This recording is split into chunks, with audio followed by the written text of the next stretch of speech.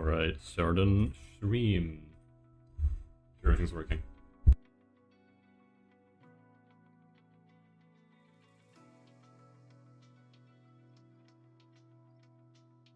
Okay, just getting things set up real quick, 5 minutes before I actually start. Let me see, does the thing work that I want it to work? If not, tough. Oh my god, it works! Holy shit, we have stream chat on screen. Oh my goodness. Now that I've done that, I'm gonna get a bot in chat and I'm gonna get fucking banned. Anyway, hello. One moment, let me get things set up and we will get right into it.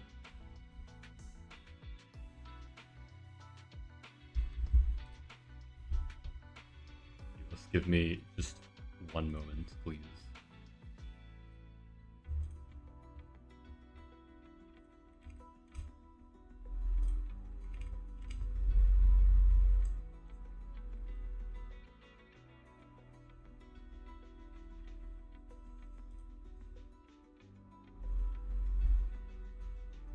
Hello. Hello.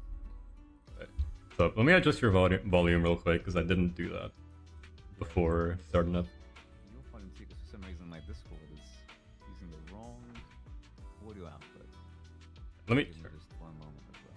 I think you're a little quiet on the OBS side. Hello, Mugen. What's up?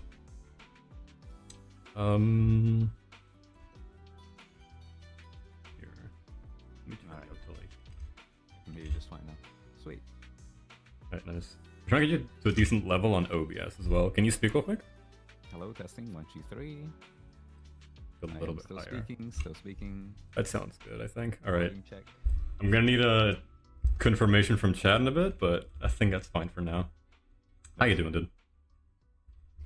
I am doing just fine. How about yourself? I'm doing okay. Today was actually my last day at work before switching, because I'm moving out. Oh, okay. Finish things off nicely. I'm moving out myself as well, actually. Oh, really? From my house. Yeah, I'll be moving next week, so it's been a little bit hectic. We're moving in like 2 weeks. Damn, it's a funny coincidence actually. Let me update the overlay. There we go. Probably the Audio worst sounds good? time to move as well, because it's, it's the peak of winter here in Europe. Yeah. So it's cold, it's dark, it's bleak. I'll do the stream link just in case. Let me join in as well, so I can have a read of chat as well. I have never heard this OST by the way. This is kind of nice. Oh, yes. I have like the radio open on game, and I've never heard this one before.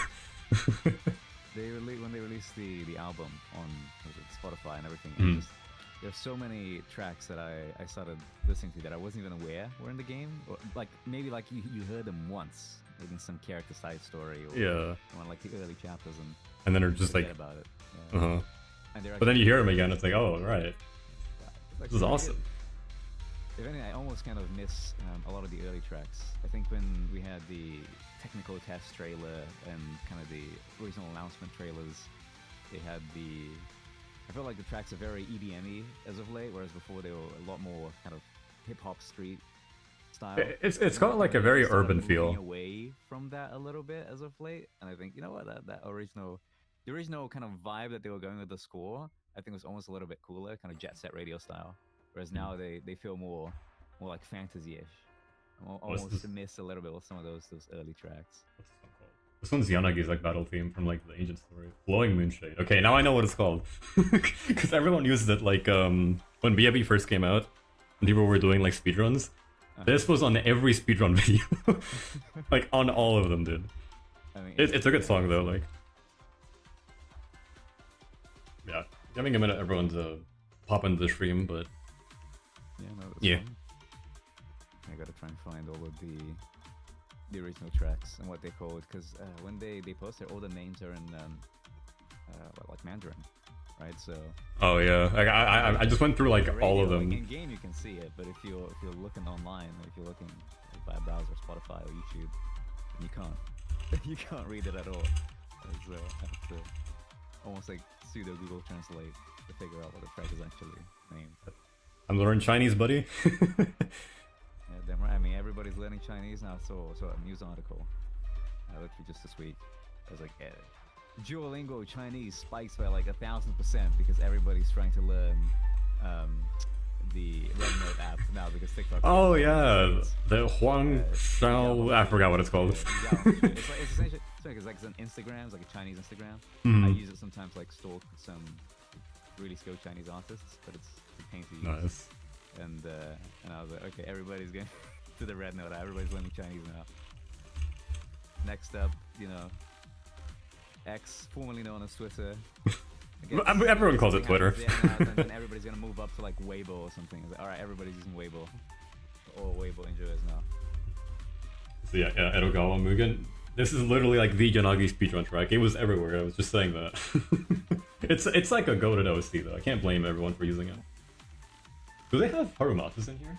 They might. I'm not sure what it's even called. I've literally only got no clue. I recognize it though. That's not it. Maybe they don't. It's weird because it's not like chronological or anything, right? You're seeing like the outer This is- stuff at the very end. Yeah, it's got like random order. This is a really good OC though. Maybe it comes up in shuffle. Yeah, hello Super, what's up? I should probably introduce you. Hello, to those who don't know. This is Lin. Hi, nice to meet everybody. Lin, I'm sure some of you already know, but he's like the guy who did the 19-hit Harumasa combo showcase. It was originally like a Billy video, but he made the YouTube one that like really blew up. Yeah, I shamefully stole the 19 hit from Billy. I do claim credit for the double chain one. That's been like living rent free in my head ever since Evelyn was announced, or kind of was teased like, oh wait, hold on, I'm gonna get a chain character, and then I realized, wait, can we just use can we just double chain with Harumasa? And because I was thinking, how could I maybe like double chain or use multiple chains in Evelyn? And then it turns out, wait, oh shit, I can do an 18 hit combo with this, and like I can It's do an reliable 18 hit too. combo if I like not use the ultimate. So that's the one thing I can credit for. The kind of the elite stuff. I decided to kind of be creative. I think seeing that 19 hit combo on Billy was what got me thinking about like Harumasa combo theory, and then everything else came from there. But the 19 hit combo was originally forgot his name. And then again, I'm not even sure if I pronounce the Chinese names correctly. I rely on Google Translate. It's difficult to teach me how to pronounce. We gotta learn Chinese as like Hoyo people, man. The challenge. There's so much good stuff on Billy as well.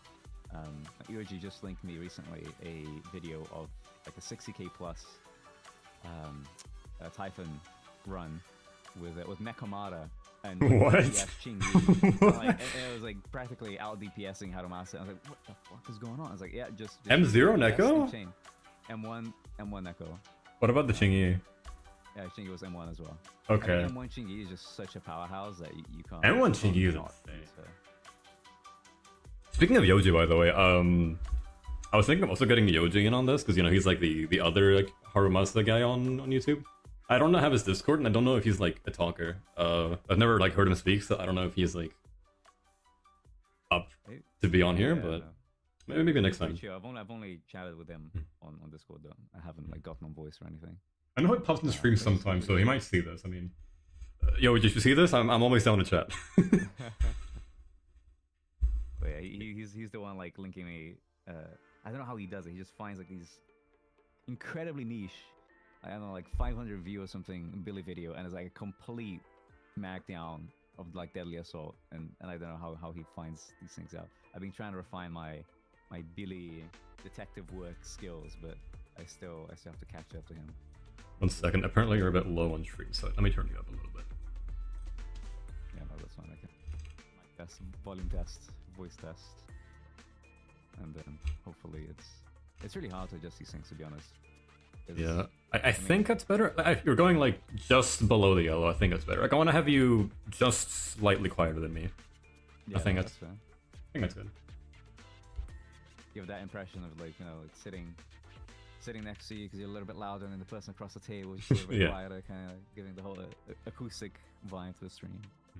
I was actually gonna ask, So the 19 hit like Harumasa video, that was like the first Zenless video on your channel. Like all your previous stuff is from some other game. I didn't really look at them, but I'm curious. Like what made you suddenly start doing Zenless stuff? I had one video before which I kind of removed now because Okay. I felt it was no longer relevant. Which was it was back when everybody was doing like trying to do S rank Shiyu back at level 50 when the mobs are like giga tanky. And I remember seeing like everybody's clears were like either like multiple mindscapes like M4, M6, or they were people that had stamina resetted. So they were all level 60 already. Oh Like, yeah. what the hell? I couldn't find like a single video of anybody doing it at level 50. And I was like, you know what? Let me try and do one. And then that was like the first video that I did.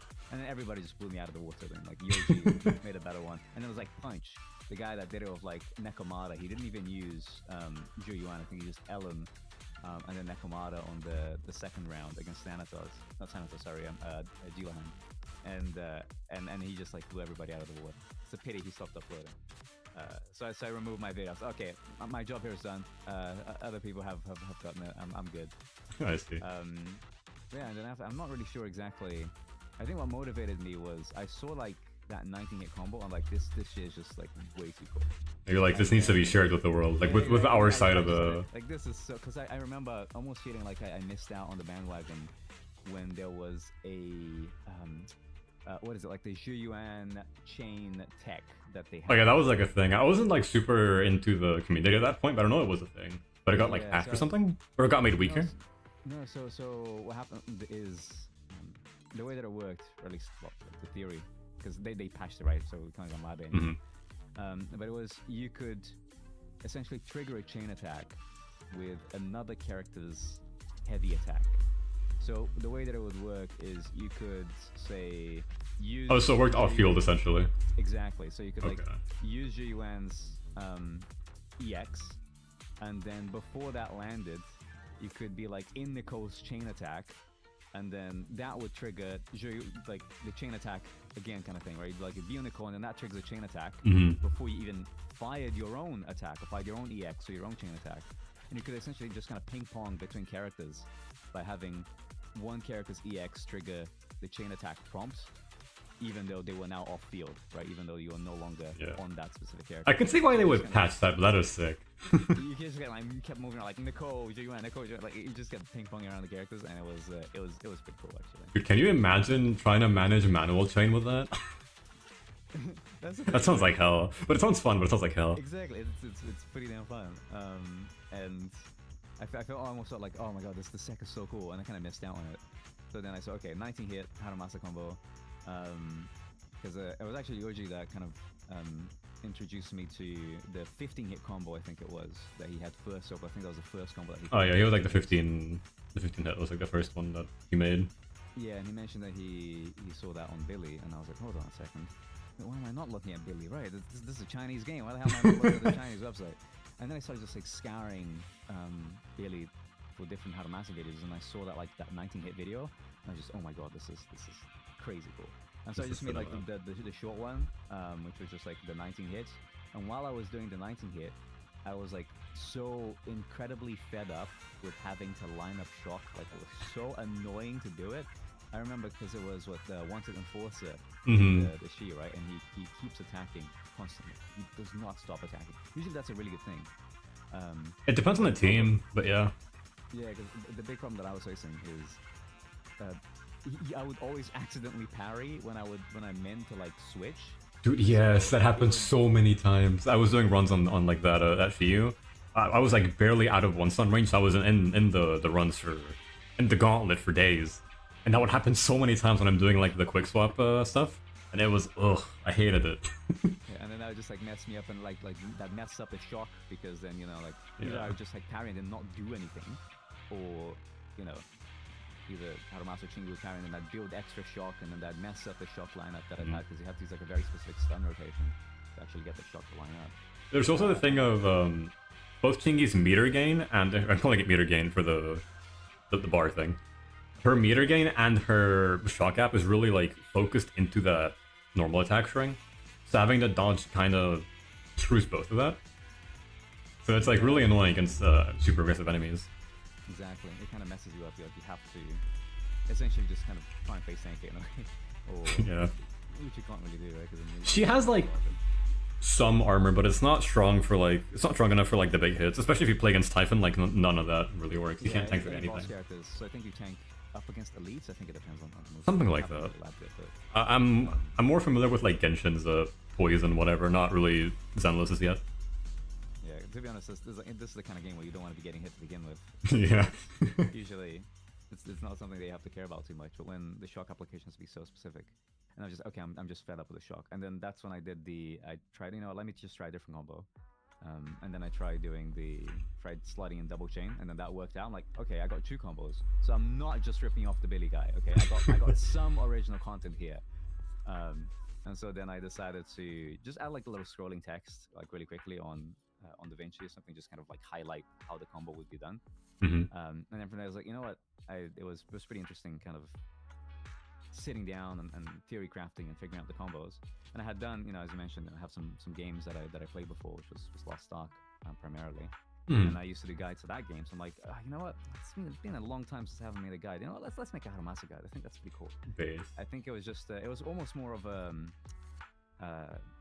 for some reason I had like been watching Under Night and Birth combo trials. Yeah, I love the OST. And I was like, okay, what if I use, because I was fighting games. You have the way that fighting games do combo trials. You have like the very clear, like A, B, quarter circle forward, C, stuff like that. And I was like, hey, if I try and use that as a sort of like a combo notation, I think that'd be really clear. I think that'd explain how the combo works. I like how you showed when to hold the input for manual. I didn't mention that in my guide, and I was like, shit, that's like really important. I should have talked about that. Yeah, because I was thinking, because I was actually struggling myself, because there was a whole, okay, I have to press special, and then when you're gonna do the ultimate cancel, like the EX trigger attack as you call it, I'd have to like let go, dash back, and then press it again, and kind of like let go, tap really quickly. You don't technically need to dash back. I know it's possible from point blank range, but it's like, it was like 3 frames. So it's a lot, because what happens is Harumasa's slash, his regular slash, pushes enemies back. So if you just do pushback, the aim shot, and then he already moves back with the aim shot anyways, right? So aim shot, let go, and then you can just go straight into the EX. You don't even have to do any dashes, and then you get it okay. But if the enemy is against the wall, which happens frequently against that enforcer, they can't get pushed back anymore. So it's quite literally impossible. Like you're just standing point blank. Or if they're like a really big dude. The hitbox matters too. Hands. Like doing it against hands, I could not do it against hands without. I could, but you have to back up versus hands. You actually just have to. Yeah, and he has like the claw thing as well that just kind of gets in the way, and God, that thing is just incredibly obnoxious. So it was kind of the whole, okay, let me try and do it in the notation. Okay, let go as you begin the dash, stuff like that. I do the little line, and then I had one where I did like 2 lines, because like, okay, you have to like press the special button and then the basic attack button at the same time. How the hell like that? I can't like highlight them of a different color, because then I'd have 2 different colors. So I can just add a line or something. And I think the little combo notation worked out well. And then it was just like an excuse to just check in Under Night references and the whole thing. And then unfortunately, I've had, I guess, the same problem that you're having with audio, right? Because the music just sounded a lot lower in DaVinci for some reason. And then I uploaded it, and I was like, oh, what the fuck? I keep getting screwed by audio mixing. I'm like, usually what I used to gauge is, I use Premiere Pro. There's like the audio thing on the right. And I'm like, okay, when the audio is at like peaking at this specific number, that's good. But for some reason now that's too loud. So I'm like, fuck. It's really annoying. Now I'm just like, you know what? Screw it. I'm not adding music, or I'll put it like super, super quiet. I'll just leave it in-game sound. That's it. Even that feels like it's difficult. Because what I try and do whenever I'm recording in-game is I try and set the volume to like maximum, and then just set like my system audio lower, so I can always have like a consistent volume in the game for all the footage I'm recording. But sometimes I move like, oh, let me move the master volume down to 4 because the game is too loud. And then I'll accidentally record something, or like what is it? I'll shadow play, like a replay, save the past 60 seconds or something. I forget to adjust the audio, and now I have to normalize the audio in the editing. Oh, okay, this footage was like a master volume 4. This footage was like a master volume 8. How many decibels lower does this have to be to kind of match the audios? It's a pain in the ass. Editing's annoying. I'm not like a big editor guy at all. I just kind of know how to use the software, so it can be super tedious. Yeah, it's just. I was actually just hanging around the DaVinci Resolve Discord while I was doing that video because there was so many little things. I used to use Premiere, but screw Adobe, so I decided to like pick up DaVinci, and everything felt so different. So just like, oh, you have to like if you double click an option, that's how you clear out all the keyframes. I could never have figured that shit out myself. So slowly learning and reacquiring, I guess, the passion for making these little videos, making these little guides, because I guess there's a lot of inertia, or at least to me, it's one of those things where I can't be asked to do anything. I've just played the game, and then you start making. I was like, hey, it's actually pretty fun trying to like word this out, and trying to figure out how to edit, how to put clips together, and then one thing leads to another, and I was like, oh, all right, next video already planned. Let's make one on Astra. I know what I'm gonna say. Are you making an Astra video? Yeah, because I have well I we'll see, because I have a theory about a way to bypass some stupid limitations on her quick assists. But I have to actually. Okay, he's already cooking. The character's not even out.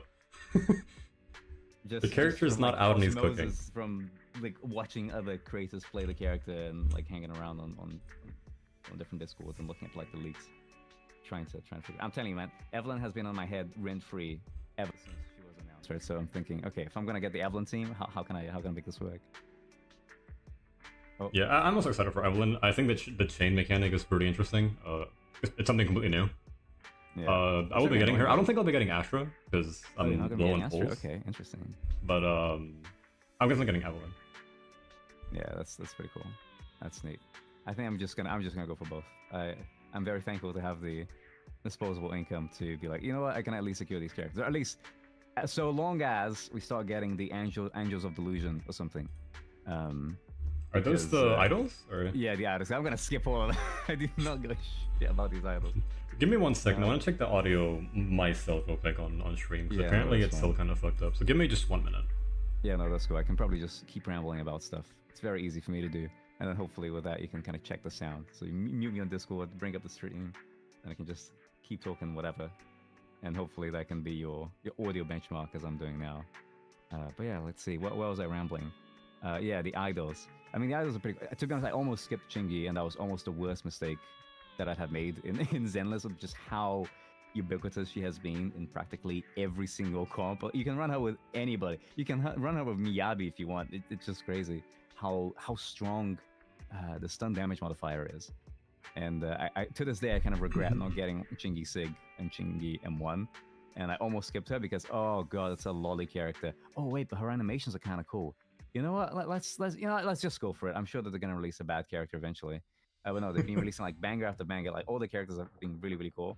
So I'm just kind of waiting. Okay, please release the Angels and please make them like lollified or something, so I don't want to get them. And that's kind of that's what I'm praying for right now. Otherwise I'm gonna be screwed. All right, I guess. Damn, dude, it's still going. Let's see what else can I ramble about. I think that's hopefully better. I don't know. Audio mixing is annoying, especially on, like doing it live on OBS. Yeah. I think it should be at least decent though. I'll speak closer to the microphone or something, hopefully to make it better. Because the thing is, you're actually pretty loud on my end, but on OBS you're super quiet. In OBS I've got like 1000%, so I don't know what else I'm supposed to do. I turned myself down in comparison though, so that's hopefully closer. But I mean, as long as you're audible, it'll be fine. I can adjust it in the video as well. Anyway, dude, I'm trying my best flow.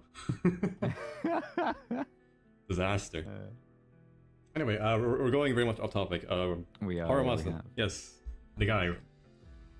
The main thing I wanted to talk about here is Harumasa. Obviously, everyone knows I'm like one of the big Harumasa people on the YouTube. I may be M3, but obviously I'm doing my best to put him out there. Man. You got the name card. That's all that matters. You got the name card. You've won. Yeah. I made a community post. What was it? Yesterday or 2 days ago? Where I asked a bunch of people. Okay, now that it's been basically a full patch in terms of like, okay, because this patch is like longer than the previous patches, right? It's like a special patch.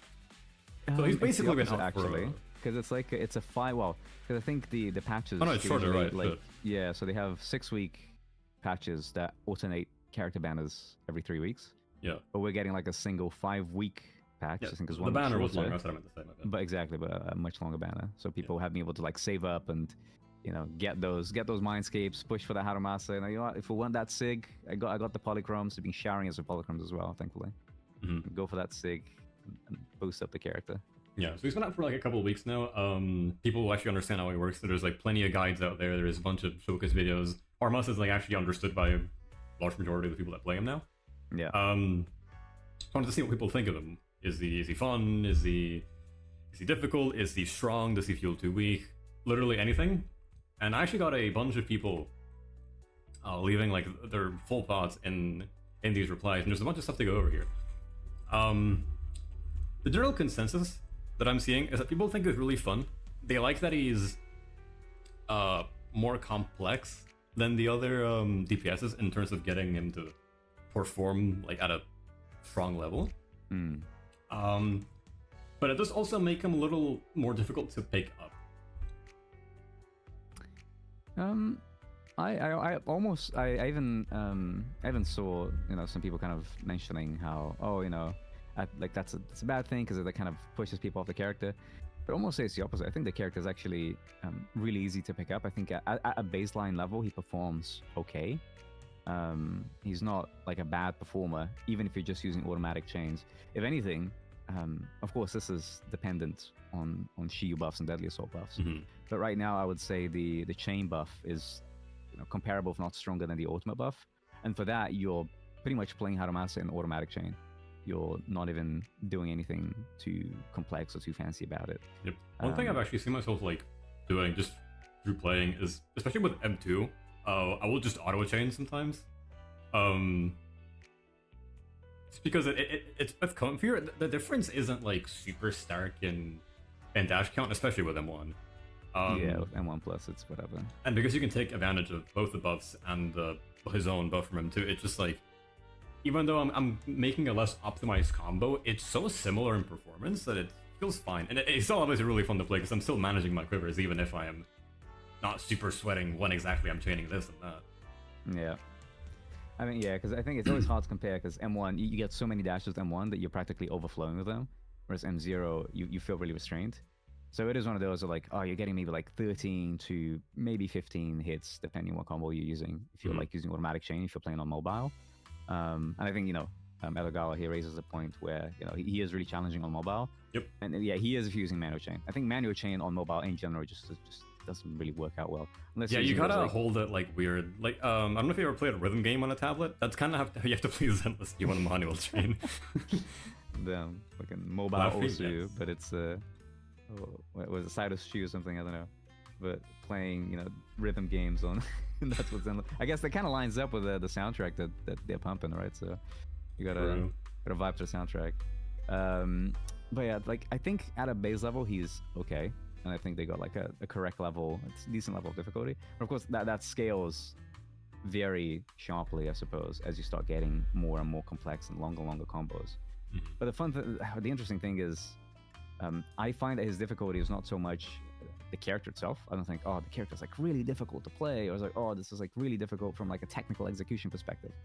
I think actually executing the combos is not that complex. What is difficult and what is really annoying to do is managing the setup around the combos, right? It's okay, how do you get the shock to be timed at this exact moment? And, you know, I have to, it's just kind of like rewiring your brain to be like, okay, if I press EX special, I have to like keep holding the button down up, but then if I let go just a little bit too late, the dash, you know, it's not going to trigger, or it is going to trigger, and it's just kind of, you almost have to sit and practice for a bit just to get your brain to understand how things work. And then after that, the execution part becomes easy, but the setup part never gets better because every single fight is going to have a different setup. Every single fight you're going to be wanting to get to stun differently, so you can get the optimal anomaly build up to either get like thunder metal or to get quivers at the right time. I think that becomes very, very hard to manage, whether you're a mobile or a PC player, or, you know, anything really.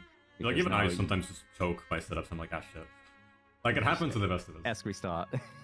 He's definitely like a restart character. He's not a character who's like, oh, I'm just gonna go in and like one turn, like kill this enemy in like one stun rotation in Shiyu 7, and that's it. It's over. It's gonna be like, okay, I'm gonna be sitting here for like 30 minutes trying to figure out how to get this to actually be killed in one turn. Yeah, Depending on if your you're drive playing disc, him. of course. Oh, sorry. But- Let you finish. No, I was just saying, depending on your drive discs, because I see some people doing like, oh yeah, I killed, Shiyu 7 in like 10 slashes. I'm like, what the hell? I'm like at 19 and I still can't kill. What are your drive discs, man? Yeah. I was gonna say, I already forgot. Oh yeah, if you're just going the Qingyu route, which you should, I'll talk about that later.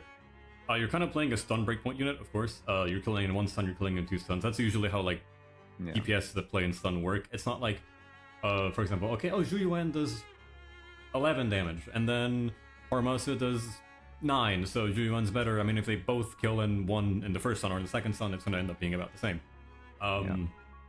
So he's kind of like, okay, either you're killing in this stun, you're killing in that other stun. But on top of that, because the setups are so complicated and dynamic, you will potentially find yourself resetting more often than on another stun character, because you will just mess up like your stun breakpoints, and it can be a bit frustrating. Yeah. I was seeing a comment here. Thor IQ, try Harumasa manual chain. For some reason the pattern didn't go well. Sometimes second slash triggers a chain attack.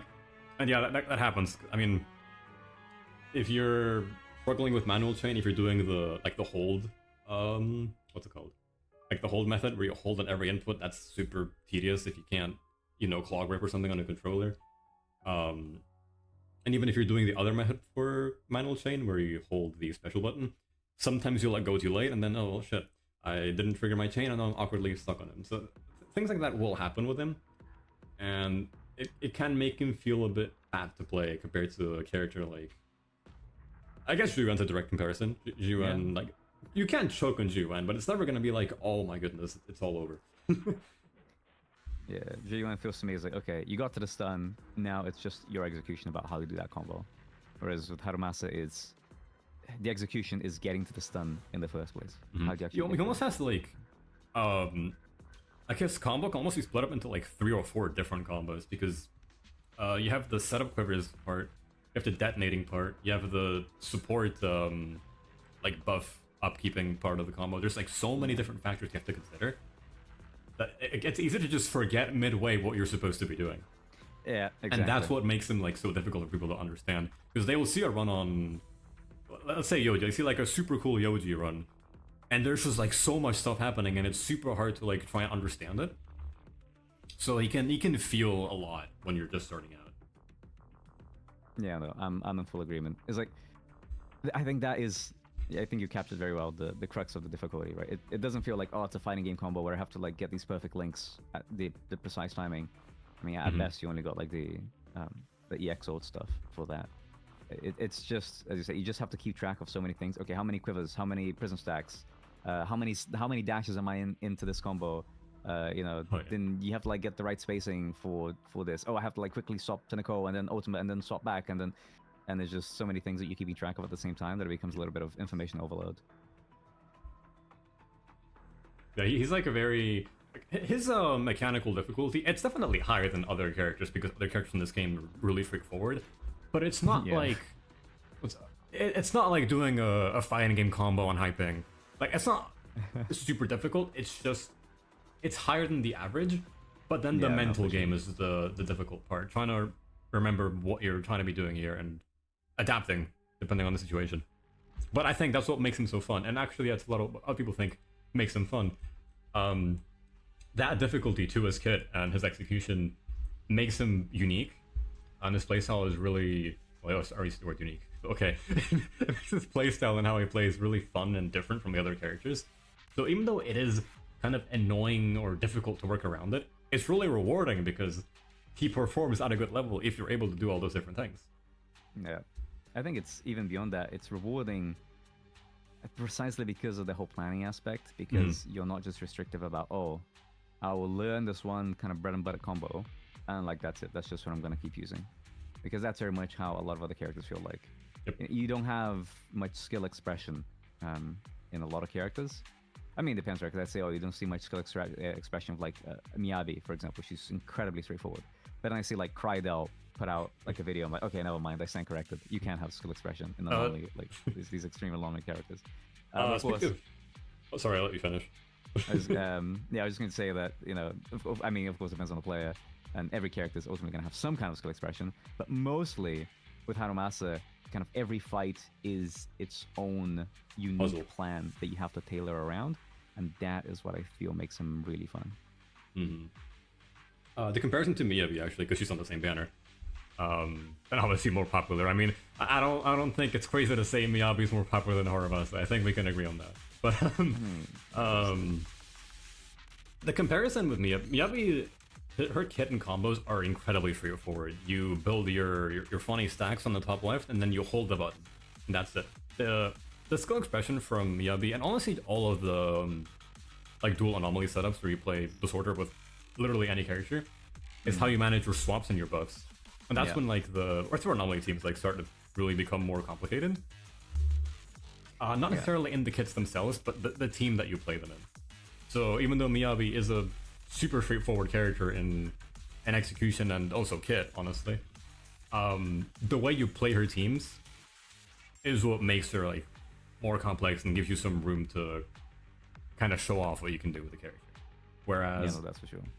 a character like Harumasa or I guess Billy or Jugan or even Ellen, their complexity comes from their own kit because they're designed to be the carries of the team. They're meant to be the star of the show. They're not so much working to complement the team as much as they are the team.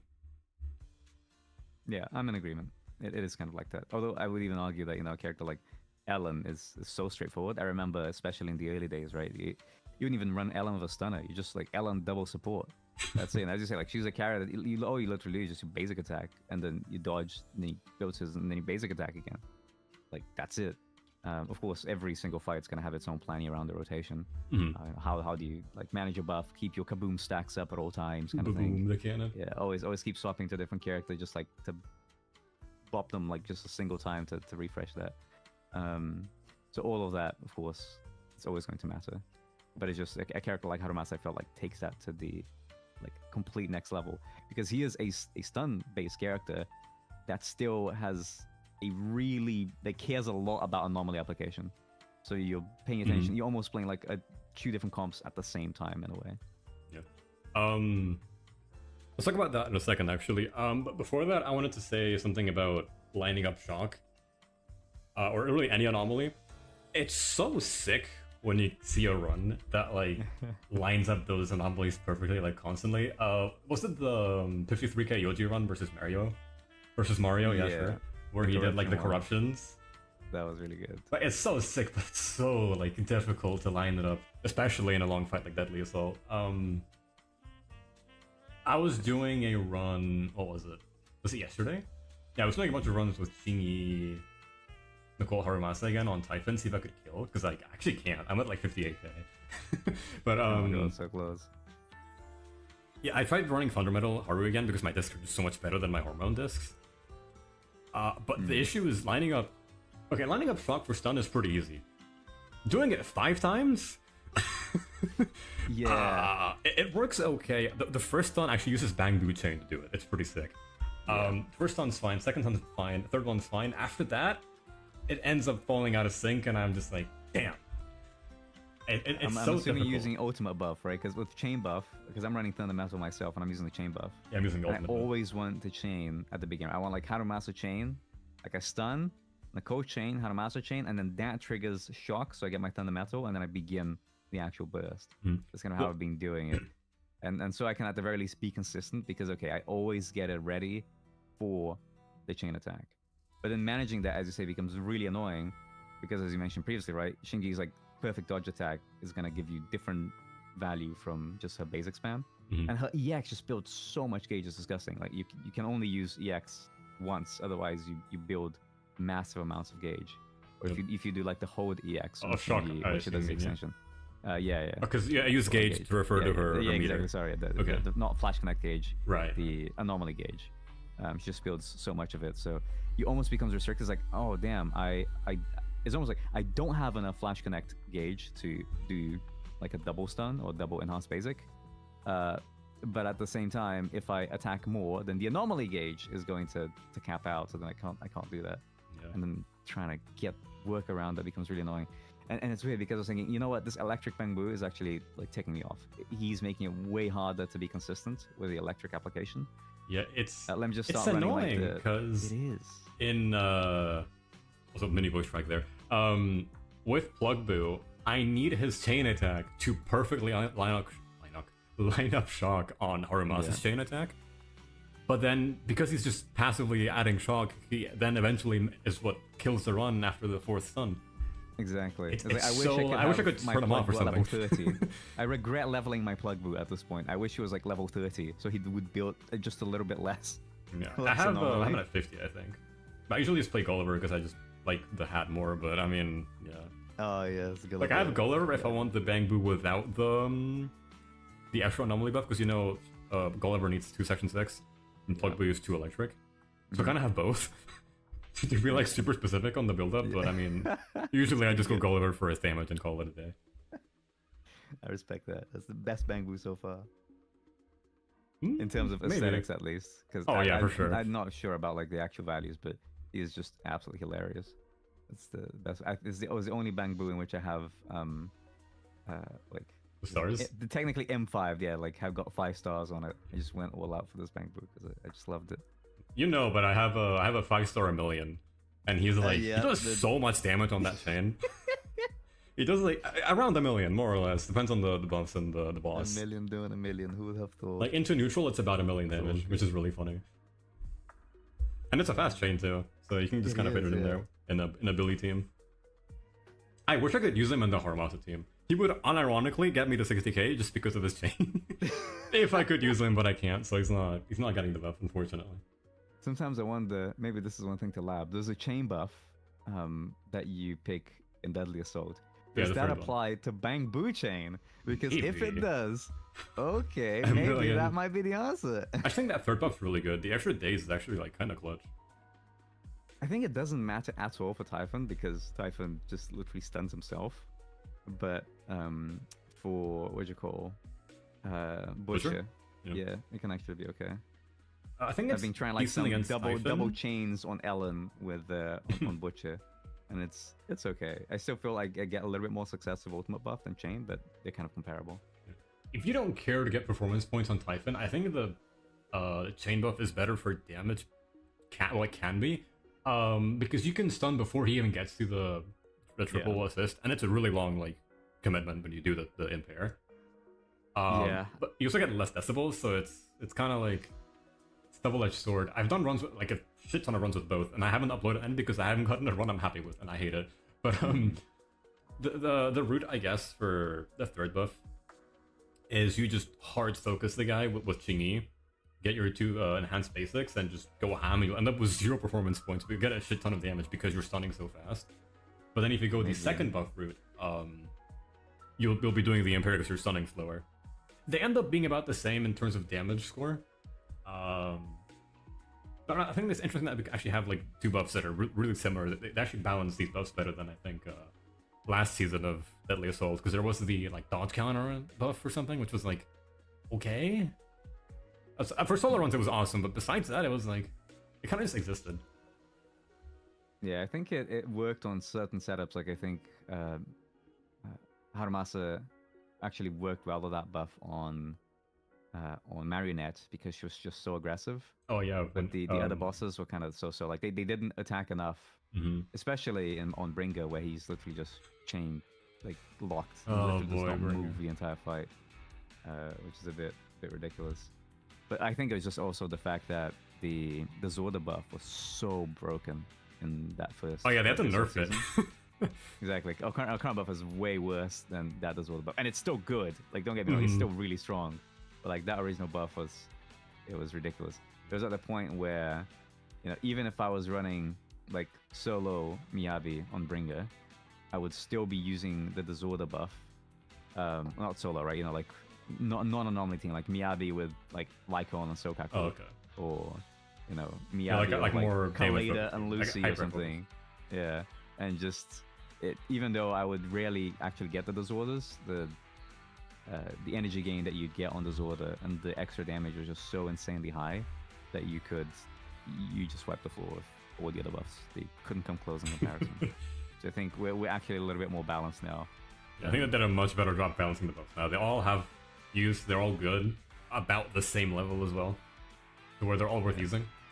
Exactly. I think hopefully we get something like that with the next set of the assault, and not, oh hey, we have Astra, so let's do like some insane off-field Quick damage assist. just increased okay, by like a bajillion %, and then That'll like make suddenly Lucy kinda Bernice goated. becomes like the best character by accident or something. I mean, yeah, that's the issue with making like uber specific buffs. You gotta be uber mega specific, or they accidentally make the game unplayable. Yeah. Or they just don't do it at all, and it's even better. But yeah, I wanted Just to give the talk same about buffs, whatever. I wanted to talk about Harumasa as like a stun focused character, because he did bring that up. There was a super long like reply on the post. I'll get to that later when I go over the whole thing in detail. Where somebody mentioned it was flow, and I think it's in chat right now.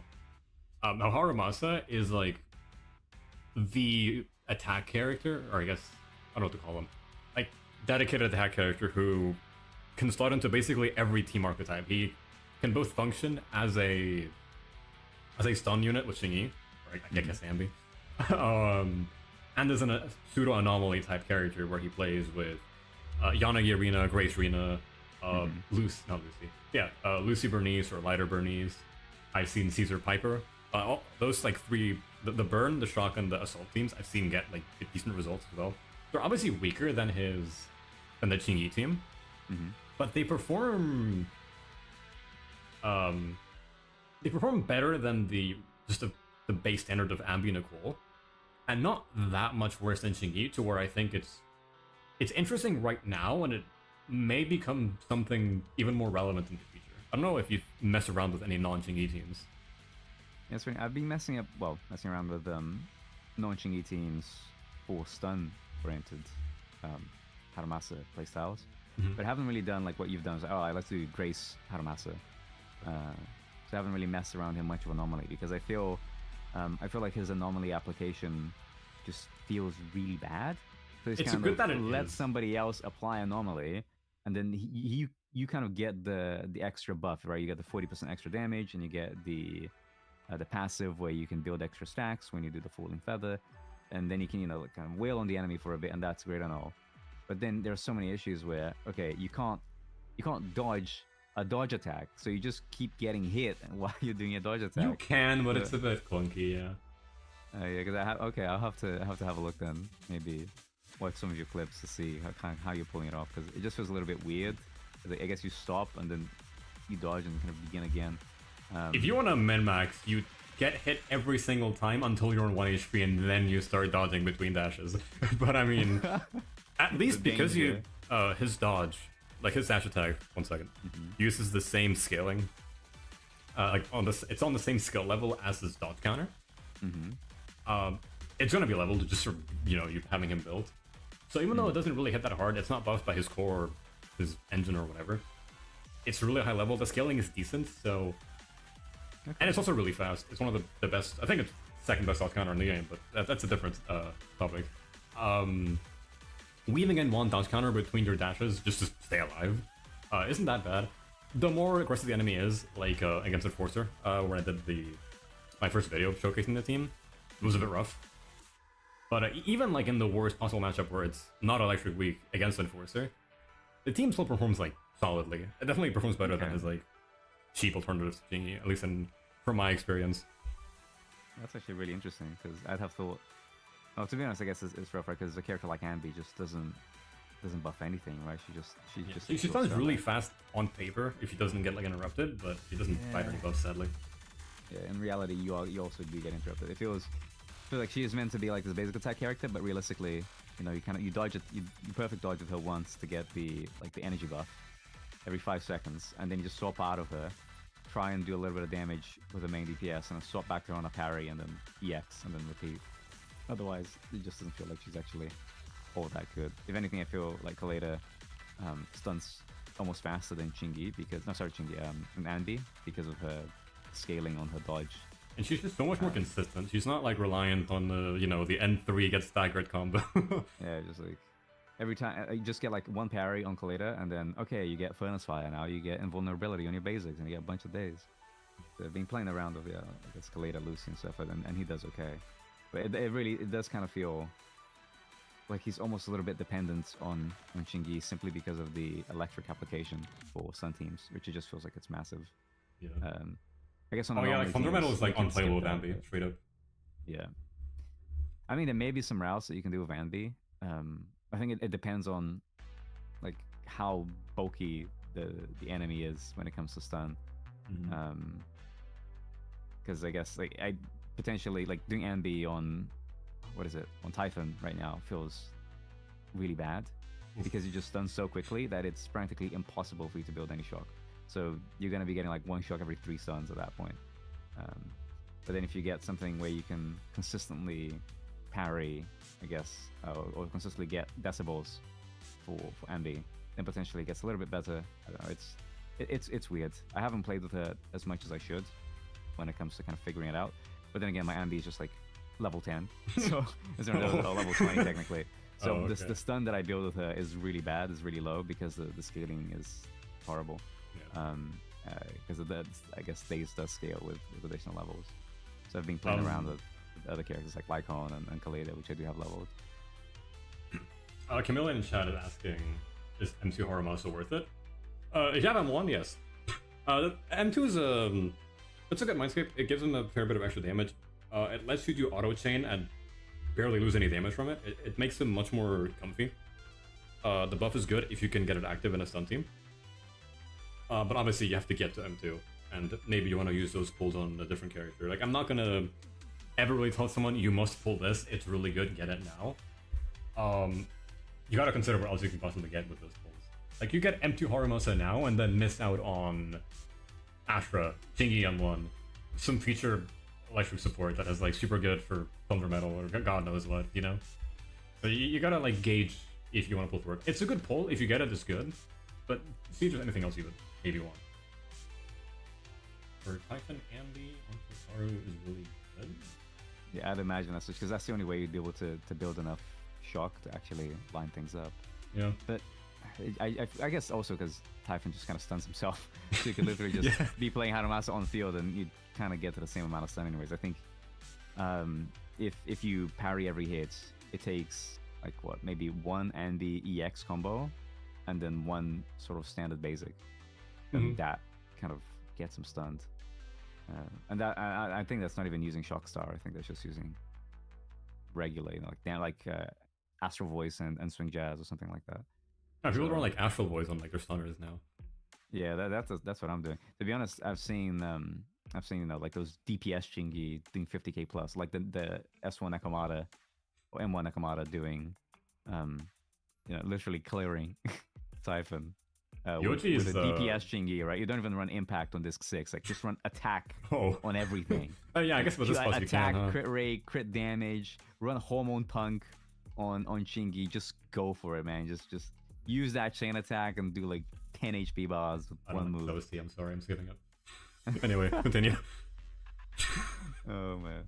I mean, there's nothing to continue. It seems like the meta is just going more and more towards just put attack % on your stunners at this point. Yeah. I saw Yoji's Chigi was like full AP, and it was like, what the fuck? Yeah. Kinda base. Because exactly. when you shock, it's in stun, so you know. Yeah. It's crazy. Like, put a Hormone Punk or Woodpecker on your stunner and go with that. Pretty funny So, what you can do. I did try AP Chingy. I got the same results as like regular stun, but I mean my discs aren't that good for AP, so who knows? Maybe he's like secretly cooking. Well, not secretly, clearly is. He's getting like the craziest scores ever. Yeah. I feel like that, of course, the better this you have, the more benefit you get from the deadly assault buffs and stuff like that, right? Because it's just gonna scale with whatever damage your character's already doing. So I don't know if that. I agree with the comments about Ambi because I remember when I was molding against the DA marionettes, thinking God with that Ambi. Yeah. The issue with Ambi, I talked about it in one of my previous streams, where it's not even so much that she just doesn't give you any damage. Obviously, it's an issue on paper, but I mean, I play Soldier 11 and Grace. Like, ignoring damage, it's just so much more annoying to play because she's not intended to be an on-field stunner that just stays on until you stun the enemy. She's not designed for that. She has a short and fast burst of stun with the N3 into EX. Her assist is like decent, and her ult is nice. But when you start trying to force her as a Qingyi type of role, it just feels really bad to play. Also because her shock cap is just not good enough to do the fundamental stuff you want to do with Harumasa. Yeah, it's a bit weird. It feels like she's almost in a position a little bit like, you know, Lyra is a character you also don't keep on the field. But then what you get with Lyra, you get like disgusting amounts of buffs. Oh yeah. It's truly like it's shocking just how much damage up he gives to your team. Whereas Andy is like, nah, you get nothing, you just get stuns, I guess. Do you think there will be new strats with Astra Ultimate? I have no idea. Most likely, yes. I mean, any character has their own strats. I will not be able to showcase those because I'm not getting Astra, unfortunately, but Lynn over here is making an Astra video, apparently. Maybe, perhaps. Yeah, I actually feel like there's a lot of potential because the thing with Astra that makes her really annoying is you can't really swap to her, right? You can only swap between other characters. Really? But then because you have the quick assist prompt, right? And then if you use a quick assist prompt, you swap to the other character. But then the quick assist prompt appears again, right? So you can swap back to your original character. Now there is a cooldown, so you can of course swap to Astra. You just quick assist to one character and then you swap again, and then there you go, you're on Astra. Beautiful. But then the problem is if you're running Astral Voice, the character that you just swap to steals your buff, right? Just yoinks it. So if you're like on Harumasa and it's like, okay, let me swap to Astra so I can use her ultimate and then get like the extra chain attack for quivers, you can't really do that because if you do Astra it, like stays on the last quick assisted unit? Yeah, exactly. So that's Astral Voice, right? Because essentially, as soon as you quick assist, okay, I'm going to quick assist to Qingyi, and say, oh, now that's transferred the buff. You lost the buff on Harumasa, and then you swap to Astra, and it's still on Qingyi because she was the last character you quick assisted. And the way, at least from from when Leifa was kind of testing, I think Jason was testing this as well, right? The goat? Looking at the files. Sorry, say that again. Leifa the goat. Yeah, exactly. The goat indeed. All those calcs, all those leaks, keep on coming, keep on coming. Oh man.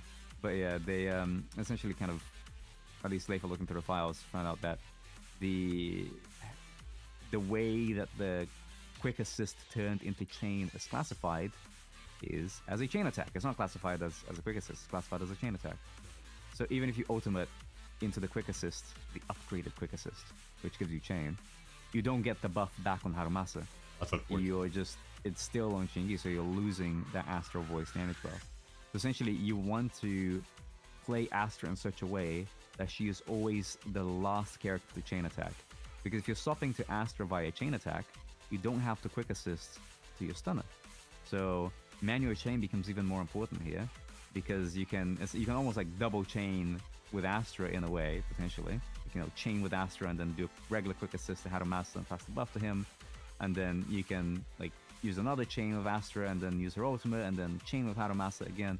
And you can do this kind of back and forth, which I think will open up some pretty interesting combo routes with her. And it's just gonna all be around, okay, how can I swap to Astra without having to quick assist?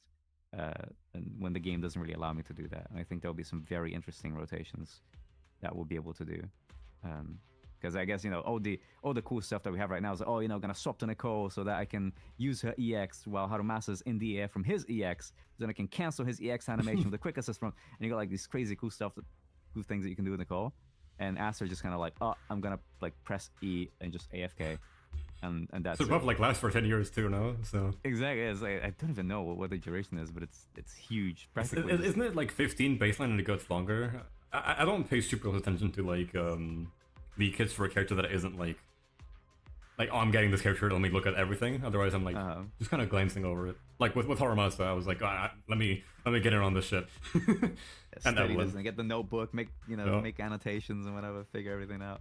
Yeah, Camellia asking what's reasoning for not getting Astra. Just curious because everyone's saying she's a must. I personally am not getting Astra because I'm not super interested in the character, for one. I'm very much like a character biased puller. So that's reason number one. Reason number two is, well, I'm sure she's going to be really strong, limited support and all that. I don't think her role, like her unique specialty, is like required for any team to function, if that makes sense. She's gonna give you more damage, basically with any team in the game. But she's not like necessary to make a character function. For an example, it's not like going from Anju Yuan from Ambi to Qingyi. It's not like, what's another good example? Who was I thinking of? Rina in a shock team, where Rina gives you the extra damage on shock and like the shock extension, which can lead to some things that are possible with no other character. Astra is just damage, and the chain attack thing, but she's kind of just a shit ton of damage. And because I'm already not super interested in the character to begin with, and I don't think I will currently need her, like super need her for a team, I'm okay with waiting out and getting on a rerun. Because if she is this must-pull god character, insane strongest character in the game, then I can wait for a rerun and get her without her being replaced, right? And if she gets replaced, then I mean, didn't lose out on anything. So I think it's safe to just wait for a rerun, because I'm not like super high on pulls either. I'm also like, listen, I just got M3 Harumasa. I want to get Evelyn. I want to get M1 Shigi so I can actually compete with Yoji for once. So there's a lot on my plate. I don't think I'll be able to fit Astra in there. Yeah, I think, to be honest, if there's something that I think would be busted about Astra, would not be getting Astra, but getting M1 Astra, because she also has Red Shred on her M1. Oh yeah. So I think it's, yeah, put Astra M1 with Chingy M1. Okay, that's just getting ridiculous now, because you know the Red Shred scales really well the more you have it, right? So I think that's why. Chingy's Death Shred though. Hmm? Chingy's Death Shred though. Oh, was it the? Let me just double check then if Astra was Red Shred or Death Shred actually. But yeah, Red Shred's good. It's a bit less impactful in this game than something like Genshin. I don't know if you've played Genshin, but to make the comparison, in this game, usually you'll play your characters into the enemies that they're like effective against. So the resistance is already lower at base. So the difference isn't like super massive, but it is still like a nice buff. So whereas in Genshin, every enemy starts with some baseline resistance to everything, or most like basic enemies. And some have like super resistances, so Red Shred in that game is like huge because it makes the resistance go from like, I don't know, 30% down to -5 or whatever the hell it is. So while it's not as strong in this game, it's still a really good buff to have, because it's only on it's on some stunners, I think, a little bit. I think Sokaku has it, and then it's like Mindscapes on Caesar and I guess Astra now. Yeah. Okay. Yeah, I stand corrected. So you are right. It's yeah. So it's Death Shred on Chingy and then Red Shred on Astra, not Death Shred on Astra. So yeah, I know Caesar has it's not as ridiculous. Yeah, I think it was M1. Was it 15%? M2 is like the 500 more attack. It was like 15% or something on Caesar. But if you just stand there near an enemy or whatever, like X AoE around you, then gotta double check these kits, because I haven't gotten their Mindscape, so I haven't actually checked them out that much. Let's see, what was Caesar's? Thorin Chet is saying, survived all the hard content without Caesar, so I think I'll be the same case as Astra. I mean, yeah, you can clear with basically anything in this game as long as you invest enough. My very first S rank clear, it was either end of 1.0 or start of 1.1. It was like ages ago. I had Billy with a level 10 Piper, so I have Billy's additional ability, which is like the extra ult damage. So it was basically solo Billy. On the first side versus Ether Week, so it was neutral. No, it wasn't Ether Week. Yeah, it was Ether Week. I'm fucking forgetting. And then I had, on the other side, I had DPS Nicole with Ambi and Lucy. And that was my first ever S rank clear. Damn, DPS Nicole. Yeah, Nicole it actually cleared because it was Ether Week. Team, doesn't it? Oh man. To be honest, her damage values are actually pretty decent. I think her ultimate actually shreds people. So yeah, I mean, yeah, I respect the DPS Nicole. Nicole, for being a 0 field time support, well, essentially, there's a lot of damage. She does, yeah. Like, Sokaku does more damage, but Sokaku is on field for way longer. Like, Nicole just kind of, like, pops in for a couple frames, drops the big bubble, and then it's just doing damage passively while you're doing all the other stuff. And it's shredding. She's such a good character. Exactly. Her animation is so quick, too, I think. Like, Sokaku. Yeah, I think Kaku Nicole or whatever, is like, stays on the field forever, whereas Nicole is like, you pop it, like it's almost you can kind of swap cancel ultimate Sokaku. is. It's crazy. Yeah, I think Nicole's like the best character in the game, period. But also she's also the best character in the game, well, right now at least. She's the best character in the game at like chain triggers. She's the most flexible. Like, there is no character better than Nicole at triggering chains. Like, actually. Her chain is incredibly fast. The ult is instant. The X is really fast. She has a neutral dash attack, which is basically instant. Her quick assist slash dodge counter is literally instant. She has so many, like, within less than 15 frame chain triggers. It's insane. Like, that's why she's so good with Harumasa. Even if Rina had, like, double her buff, you would still play Nicole because she just allows much, like, better combos because she's just so fast and needs so little field time.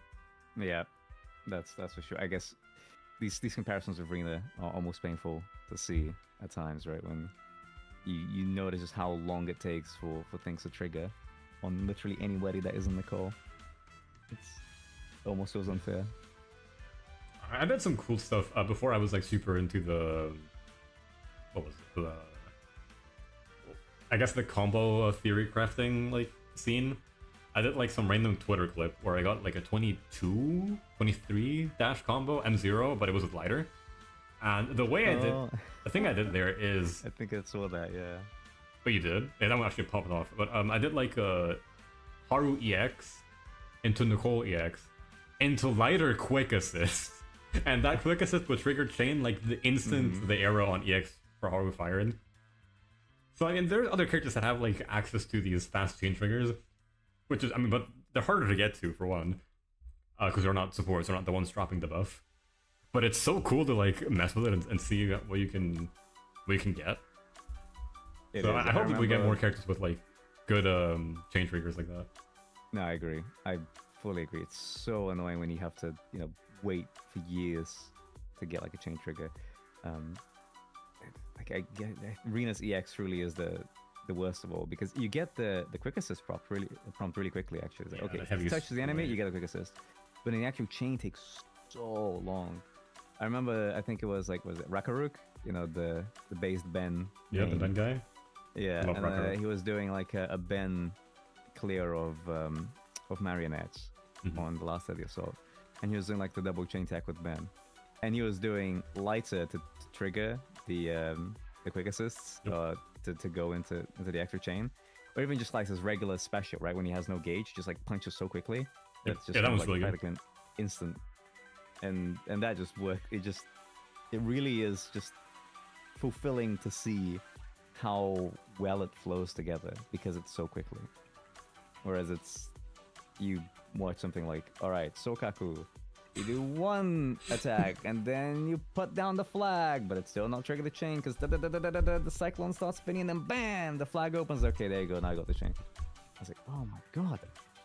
1 second, let me respond to chatters. I'm not ignoring you guys. I'm just letting me ramble. Very curious kind of conflict. Would it be better to pull Astra for healing and versatility or get Chingy for your Harumasa? I talked about this on a previous stream. For Harumasa, Chingy is better over Ambi. Not even close. But it kind of depends. If you want to buff your entire account, get Astra. But if you think you're really going to focus on that Harumasa and you're going to continue to play him, Chingy would probably be a better pull for him specifically. Although Chingy isn't like as universal. I mean, she's very universal, but she's not as optimal everywhere like Astra is. Then Animal Pet, pulling Astra for a future team. Well, I thought I would use her with Haru in the meantime. I realized that I don't really want to relearn everything I've been doing with Nicole. I mean, she should be easier to use than Nicole because her buff lasts so much longer. But I mean, I think learning is half the fun when it comes to getting a new character. So it might seem like a chore at first, but I think you'll enjoy it. Yeah, I'm in full agreement. I think, first of all, as you say, she's going to be a lot easier because you know you just so many less cancels.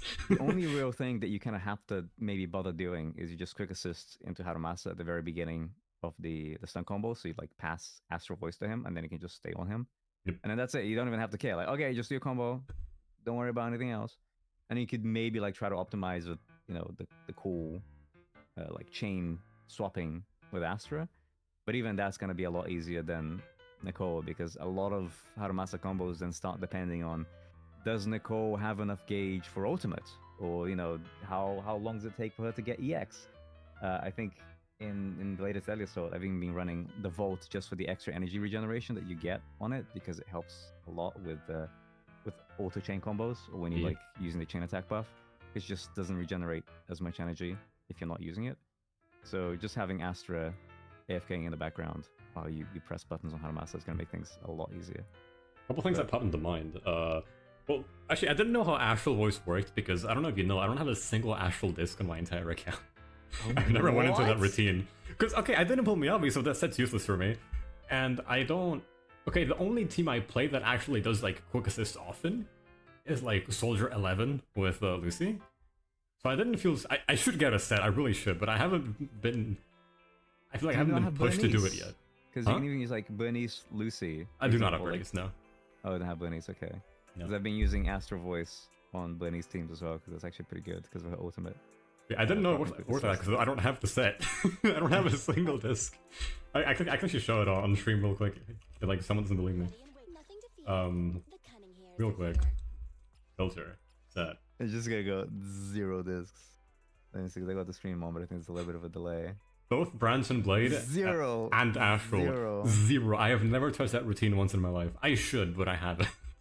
That didn't get me up, so this one's like useless to me, and then Astral I just haven't felt like I needed to yet. I will need to eventually, but right now I'm doing okay. I'm coping with like shitty swing jazz stats. But yeah. To be honest, swing jazz is very strong actually. It's strong if you can have it up. I can see a case where it's like, you know what, just put swing jazz on Astra, have your stunner with like a DPS set, and just, you know, who cares about the Astral Voice? Just pump that damage with your stunner. And make sure you're getting those chains on Astra for the swing jazz buff. Yeah. I was about to say something else, I forgot what it was. Something about support, what was it? That, yeah, what was it? My brain just farted. Oh yeah, with after giving you the chain attacks, I think it'll be interesting for M2 Harumasa specifically. Not because you can get more chains, because you can already get enough chains to buff everything technically. But it's more so to kind of have that buff up before you go into your stun window. Oh, I see. One thing about M2 Harumasa is if you do the standard combo, let's say my 23 dash combo from the guide I made, your first couple dashes aren't buffed by M2 because you haven't done a chain or an ultimate yet. But what's it called? If you start with a chain immediately, then it's gonna lead to some annoying shit with like animation time and whatever. You're gonna get less dashes in total. But what you might be able to do, which is maybe a waste, I don't know, is use like the chain attack from Astra randomly out of stun. I mean, it could, just in the sense that because how long does the buff last for? The 50. Infinite. Is it like infinite? So just as long as you haven't used the dash attacks, you keep it. So yeah, I guess it's for your next 7 dashes. It doesn't matter how long it takes for you to do them. Yeah, so I guess in that case, you could quite literally just... Because I was wondering, does that mean that you're going to have to like change the order? Because if you swap from Astra to... Because you have the next 2 quick assists, right, from Astra that get the chain buff. So if you wanted to do it just before stun, you would have to have Harumasa be second instead of first. Because you quick assist to your first character, in this case, Harumasa, and then you quick assist your second character. And then they would have the buff. But since it's infinite and you don't have a buff timer, you could quite literally just use that at the very end of your combo, and then leave it, and then forget about it until the next stun rotation comes. That's actually pretty good. That would be pretty entertaining. For your first stun, it might just be too much animation time for it to be worth it. The same way I said that in my guide I mentioned, that like pre-stacking N5 you do for the 9th hit? Yeah, it's usually... I don't really think it's worth it because it makes your stun so much slower. It might be the same thing. Yeah, I think that one, it just depends a lot on... I feel like for the Enforcer, it was actually useful because it helped build a shock gauge. Because Harumasa Spear actually builds quite a lot of shock, to be honest. So for that one, it was good.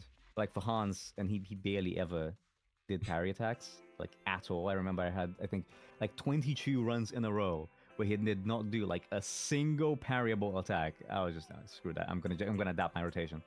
And when the enemy isn't parrying, we just get more mileage out of getting to the stun earlier. Then I feel 9 out of 10 times you're not gonna be doing that basic attack 5 at the beginning. It just makes the combo look flashier because now you get... It is really sick. I will say that. It is beautiful, like but I don't think it's worth doing. No, it isn't. I think the chain attack stuff with Astra could work if you have him too, because you could do that at the end of the stun rotation. Oh yeah, definitely. You can definitely do it for like setting up your next combos.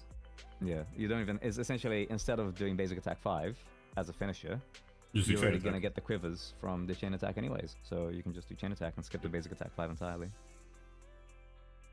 Can you believe it? Ashra is an M2 Harumasa merchant in an ultra-specific scenario. She's broken. You must pull her now. Get him to Harumasa, And Harumasa. and then get Astra. Hell yeah. It's a little bit ridiculous, but I do kind of like these weird interactions even between mindscapes where you can be like, oh, actually, this Yeah, it's cool. mindscape. I don't like that the mindscape can change the way a character plays, because I feel it almost kind of makes you feel forced to get a mindscape. I think because it's now cool, it but it unlocks kind a of new depends on play how style. Sorry. Yeah, I think stuff like Miyabi M6, where it's like, oh hey, you get. It doesn't even change the playstyle, it's still the same playstyle, but like, oh hey, you get new animations. Well, technically it's the same animation, right? It's just your enhanced basic 1 and It's enhanced just like basic all 2. like the. It's like 1, now. 2, and then 3 instead of just charge into 3. And like that, okay, that's not cool, because you're essentially locking this whole attack chain behind a mindscape. And even if you look at speedrun like Shiu clears, you can like clear like the first wave of mobs like 1 Chew, and then you still have gauge for the third, and then you can save that for the boss. Everything goes straight into the third, and it starts hitting the boss as they spawn. And I think that is a little bit too strong. I'd rather just get like some damage number changes, because then it starts feeling a little bit scummy. It's like, oh, if you want to have like this cool, interesting playstyle or these cool, interesting routes, you need that mindscape. I guess we almost got a little bit of that with Shingi with M1, whereas like you get the flash connect gauge at the beginning and you just build it faster. And at first I was just thinking that doesn't matter really, because ultimately you're still just going to be playing Shingi exactly the same. But then I got shown this, well, not got shown, because I was just trying, you know, these different rotations in Typhon and just got fed up. And it was, okay, I can't do this anymore. I can't actually do the same routes as M1 Shingis just because I don't build it fast enough. And had to come up with a little dash thingy to get around it.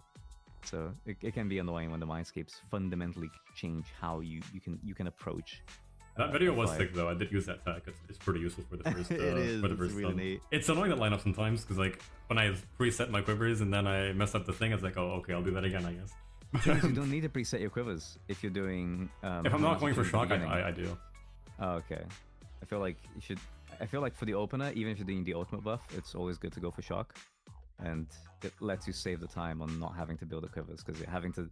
That's one of the most annoying things about Harumasa, which is just every fight you just sit down there and you do 6 quivers before you actually get to play the game. That's why sometimes I just don't. Like I'll just like, if I can, in a good fight that actually works how the game was intended to be played, I will assist to him and drop any eggs. But oh no, it's Typhon, I can't do that. Yeah.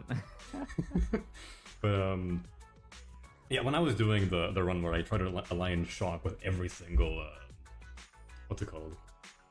With every single stun. Also, hi Lycos, what's up? An issue I ran into was actually I was getting M1 diffed in the craziest way. So you know how you build a meter faster with M1? Yes. I was I was between a rock and a hard place, I think that's what they're saying, is where I didn't have enough meter for my second EBA, but the shock bar was almost full. And this happened a lot of times. This happens like every time on the 4th stun.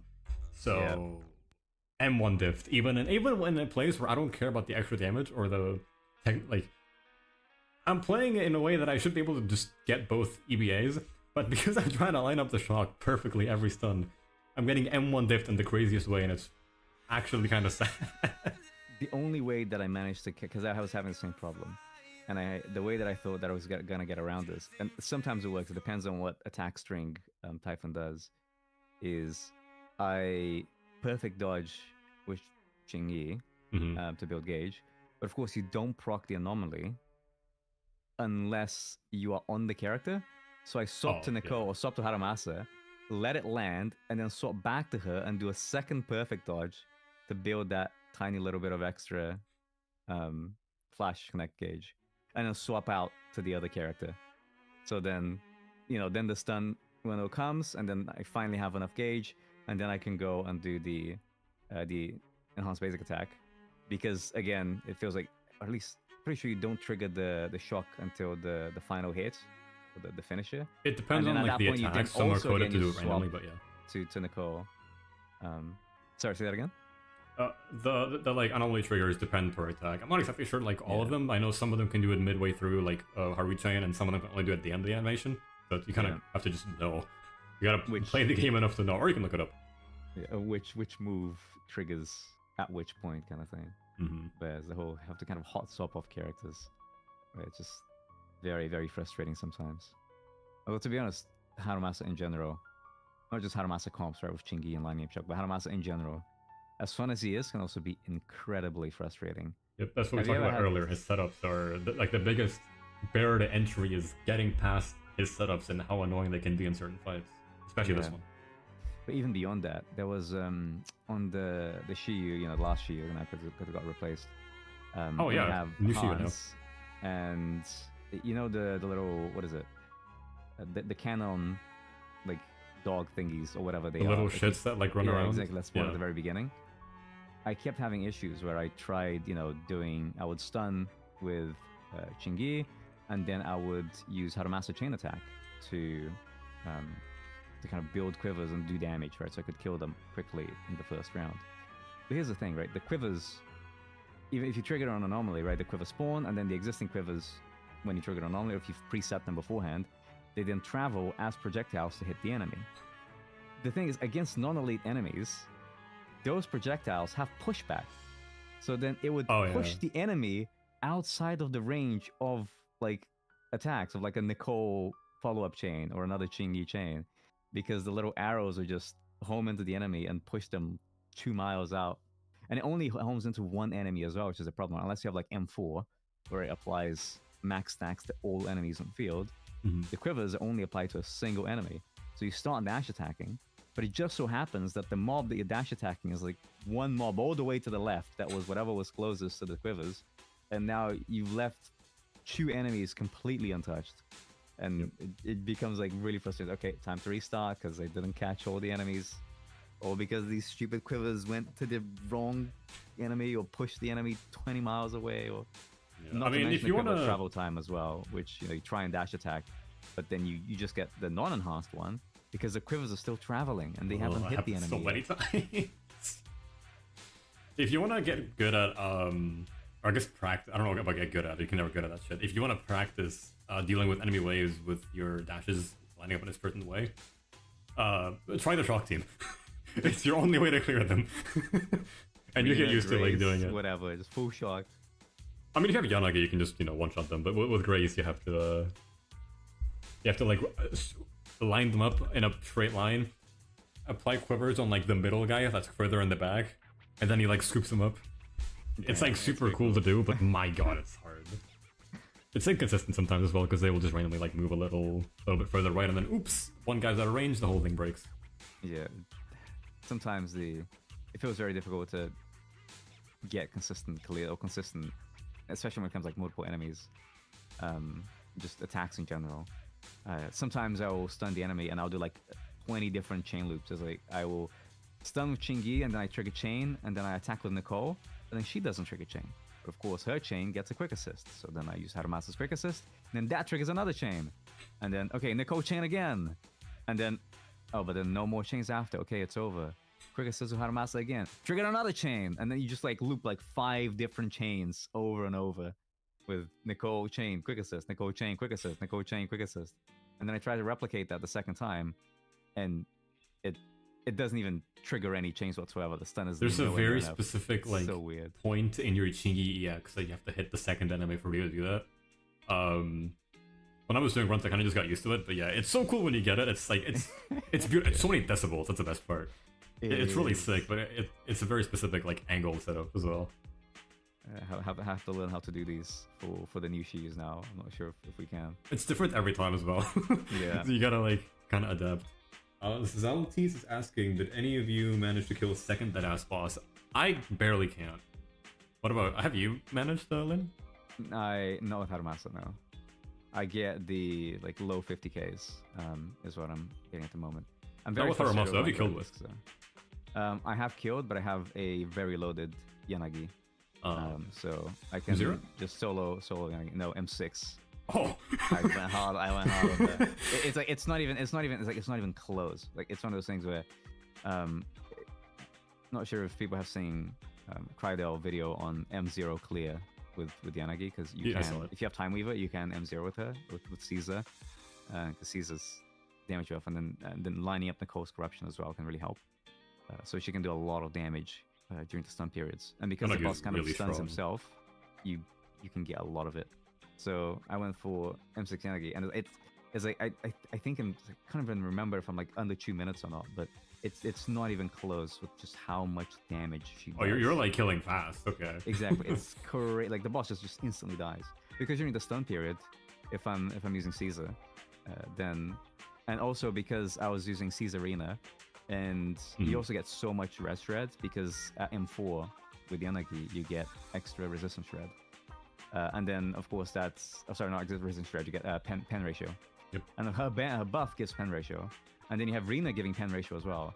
And I think you get something like over 80% pen ratio on the character, and Then it's at like, that point, oh shit, now just- it's like insane. Because the more it fun you have, scales the really better. hard. Yeah, so you just absolutely destroy enemies.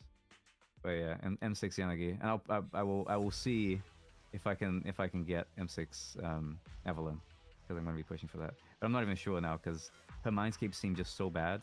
Whereas Really? Yanagi's Are they like mindscapes was mid? just so busted. It's weird because like her M6, you get 0 value out of Evelyn M6 in stun period because you need to basic attack to use it, or basic attack or reacts, which you're only going to be doing maybe at one point with like 1 enhanced basic with Evelyn during the stun period. So most of the damage is just coming out of stun. I think the calcs came out and I was like, you do 2% more damage in stun. Congratulations, that's M6. You get more damage out of like an M3 or like an M5. It's just, so we'll have to see if she's even worth getting mind skips for. I mean, they're probably better than Harumasa's mindscapes. I mean, Haruma's, like, he's aren't bad, but they're like very niche, or just kind of meh.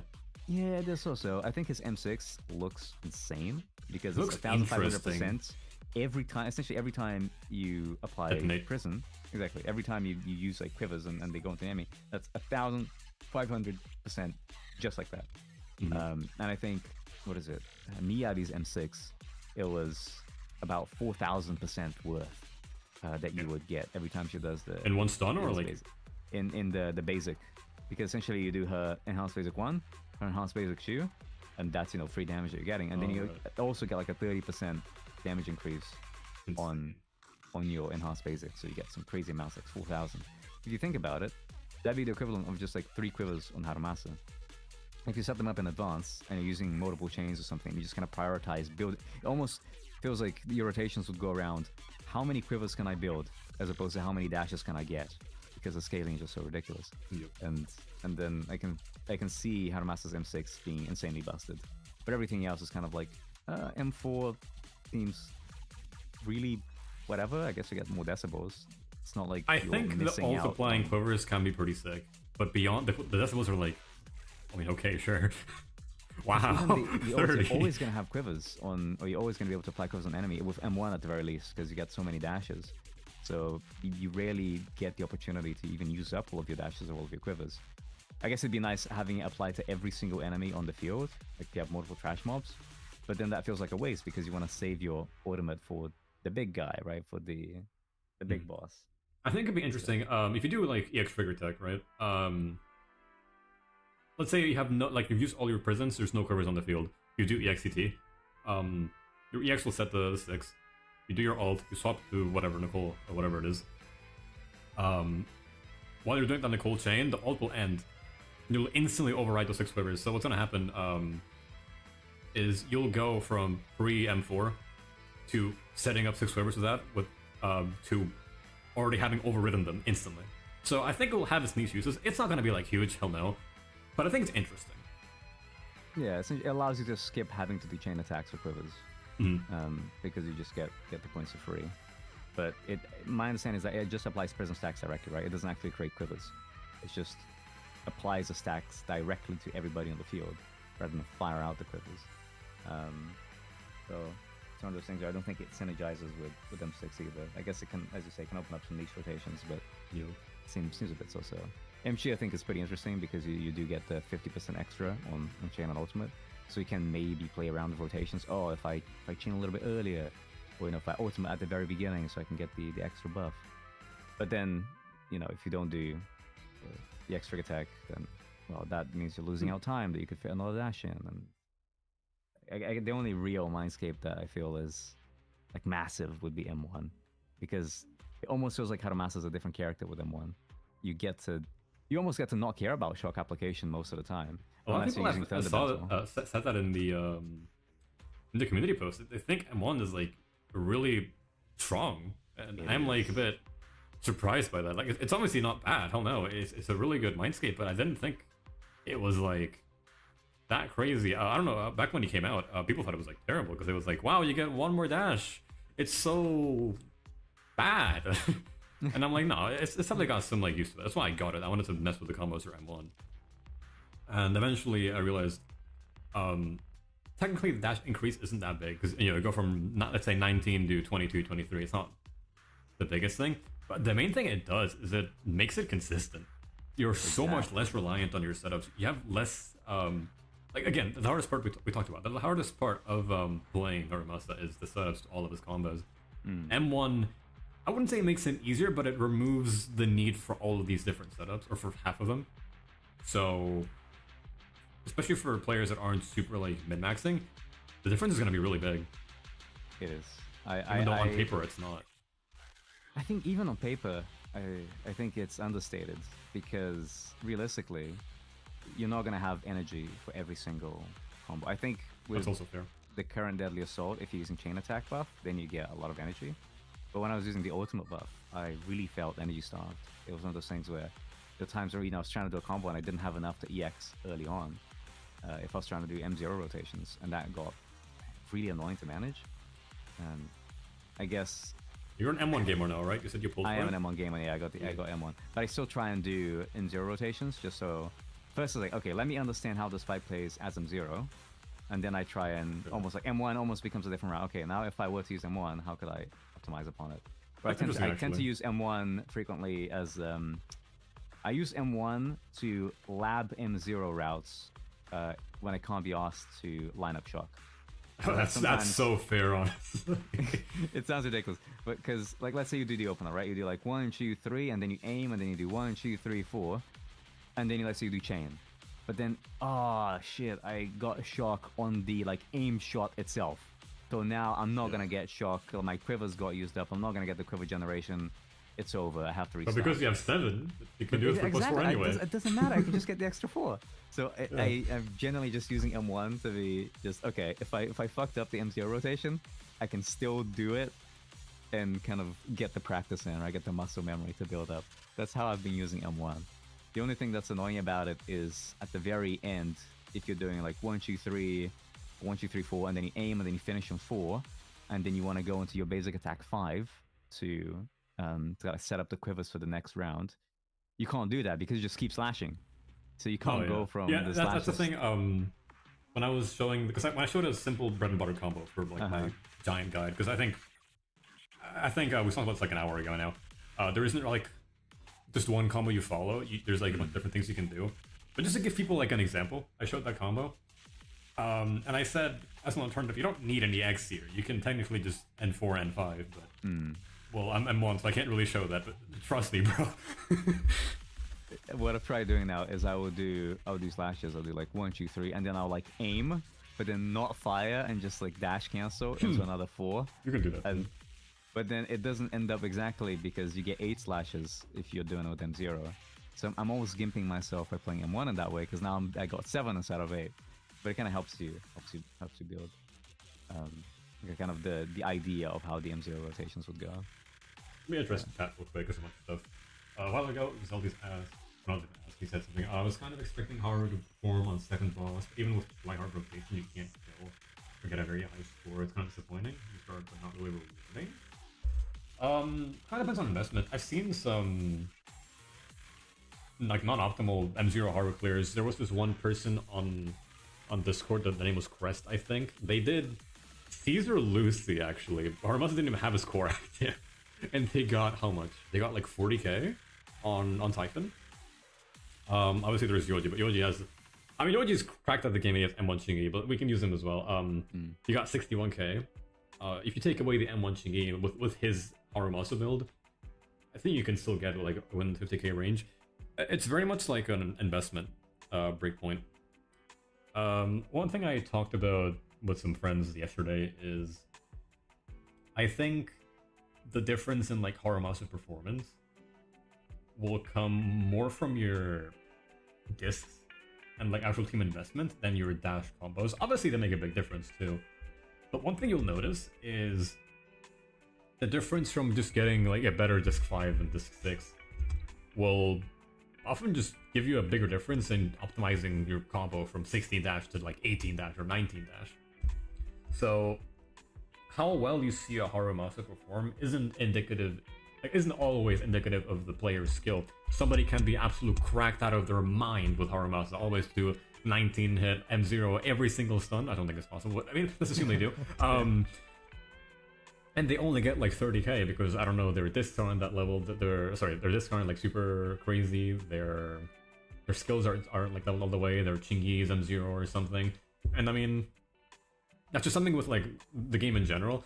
You can push every character, almost every character, to perform better with mechanical skill difference. But in the end, the substat differences do matter a lot.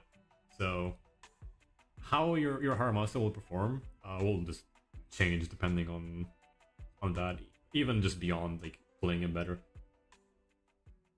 Yeah, I mean, actually, to comment on that, I'm in full agreement because I was looking at some Billy clears of Typhon. Billy or Billy Billy? Billy. Billy the character or the site? Billy CN. My Billy character, unfortunately, is not particularly built. It's shameful, I know, because he's actually such a cool character. I've been having a lot of fun with him in Lost Void though, so that's. Oh yeah, he's got like the gear. Yeah. But back on topic. So on Billy, Chinese YouTube. I was trying to copy some rotations from some Chinese players, and some of them will do like, okay, I'll do chain buff with everybody, and then I'll start doing dash attacks on Harumasa, and by the end of the first stun, the boss is at 19 HP bars. I'm like, okay, sweet, 19 HP bars. That's pretty solid for just one stun. Now, this is probably something that can be very, very close to a kill. So let's try it out myself. And then I hop on, I do the exact same combo, and I'm at 22 HP bars. I'm just, wait, what? That's a big difference. And so I decided to, okay, let me exploit my whale power with M1 and just let's instead of doing like 10 dashes, which he did as part of the M0 rotation, let me do 15. Let's go all the way, right? Let's really make use of this M1 in this automatic chain situation where that's when I think M1 gets the most value. When you don't use manual chain, and you then become more limited by the amount of quivers that you generate. And I managed to get it just about to like low 21 HP bars. And the guy was practically at 19, almost 18 HP bars. And I was just, it's not gonna happen. My discs are just too trash. I can't replicate this route. It's just not possible for me because my discs are not good enough. And no matter how good your combos are, if your Thunder Metal set specifically isn't cracked, then it doesn't matter if you line up Shock, you're not gonna be getting that huge buff that you ideally would be getting otherwise. So depends a lot, not just on your disc substats, but even on the disc set itself, because different rotations are going to be using different sets too. Yeah. Let's see what else. We said a bunch of stuff. I think it's Black Ace. Got 2-second clear with 2-second clear with M0 Haru, with like super simple manual chain rotations. Like, yeah, again, it's a lot more of an investment question than it is a mechanical question. Obviously both matter, but it's more on the investment side. And then Lost Tucker, did you all mention if you're going to include Ashra in your Haru staple team? Yeah, we briefly talked about Ashra briefly for a while. I won't be getting Ashra, but Ashra should be a pretty interesting teammate for him. It'll make the combo easier. It's less swapping around. But you have to be played in a specific way. If you want to check it, specifically what we said, you can go back in the VOD after we're done, because we did talk about Ashra for quite a while. I can probably even get like a little Astra combo that I think I allowed an Astra combo for Zhu Yuan actually, but I'm not sure. Let me see if I have an Astra combo for Harumasa, which I think was useful. Because I was like trying to figure out how exactly would Harumasa kind of work out with Astra without like still getting like a bunch of slashes. I can see if I can find them because I posted it in one Discord somewhere, and now I just have to find it. Unfortunately, you can't do a search on Discord for like everything you have written across every server or every channel. Yeah, so, I mean, it would probably like crash Discord servers. Yeah. okay. While you're looking for that, let's talk about something. I forgot. Shit, I keep forgetting everything. Just rambling, man. So good. Sure. Unstructured is the way. Yeah, I mean that's what we're here for. It's fun. Let me see if I can remember. I think it was Harumasa related, right? It must have been. That's what we're here to talk about. It'll come to me eventually. Dude, I'm like an old man. I'm only 20, but I forget everything. Oh, I completely blanked out, dude. It'll come to me, trust. In the meantime, what does chat think of Harumasa? What's your experience been? I've already asked in like in a community post, but if you have any thoughts right now, do let us know. I am very curious to hear what people right here, right now, emerge have to say about him. Well, I try to remember what the fuck I was trying to say earlier. Good. So good. I mean, let's see. Going on mobile storage share? Yeah, mobile manual chain is rough. That's for sure. To be honest, I'm genuinely surprised that there are people that actually play this game on mobile. Every time somebody says, "Oh, I play on mobile," I'm just like, I'm mobile friendly like a kneeling emote to that person because like, how do you guys do it? I mean, because this game seems. I mean, first of all, you're gonna need like a really good phone to actually be able to run this game in solid frames. Because I have what is it? An S23 FE. Granted, it's the FE version, so it's not amazing. But you know, it's a relatively modern phone, right? It came out last year. Yeah, I mean, dude, I'm using an A51. And it's choppy as hell. I can barely even run the game smoothly.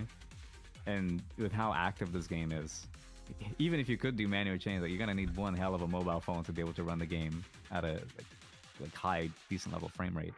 And then you also have like all these little inputs. So I keep thinking, oh, you know, I'm gonna like swap, and then even without manual changes, I'm gonna swap to Nicole and then instantly use the ultimate like really quickly.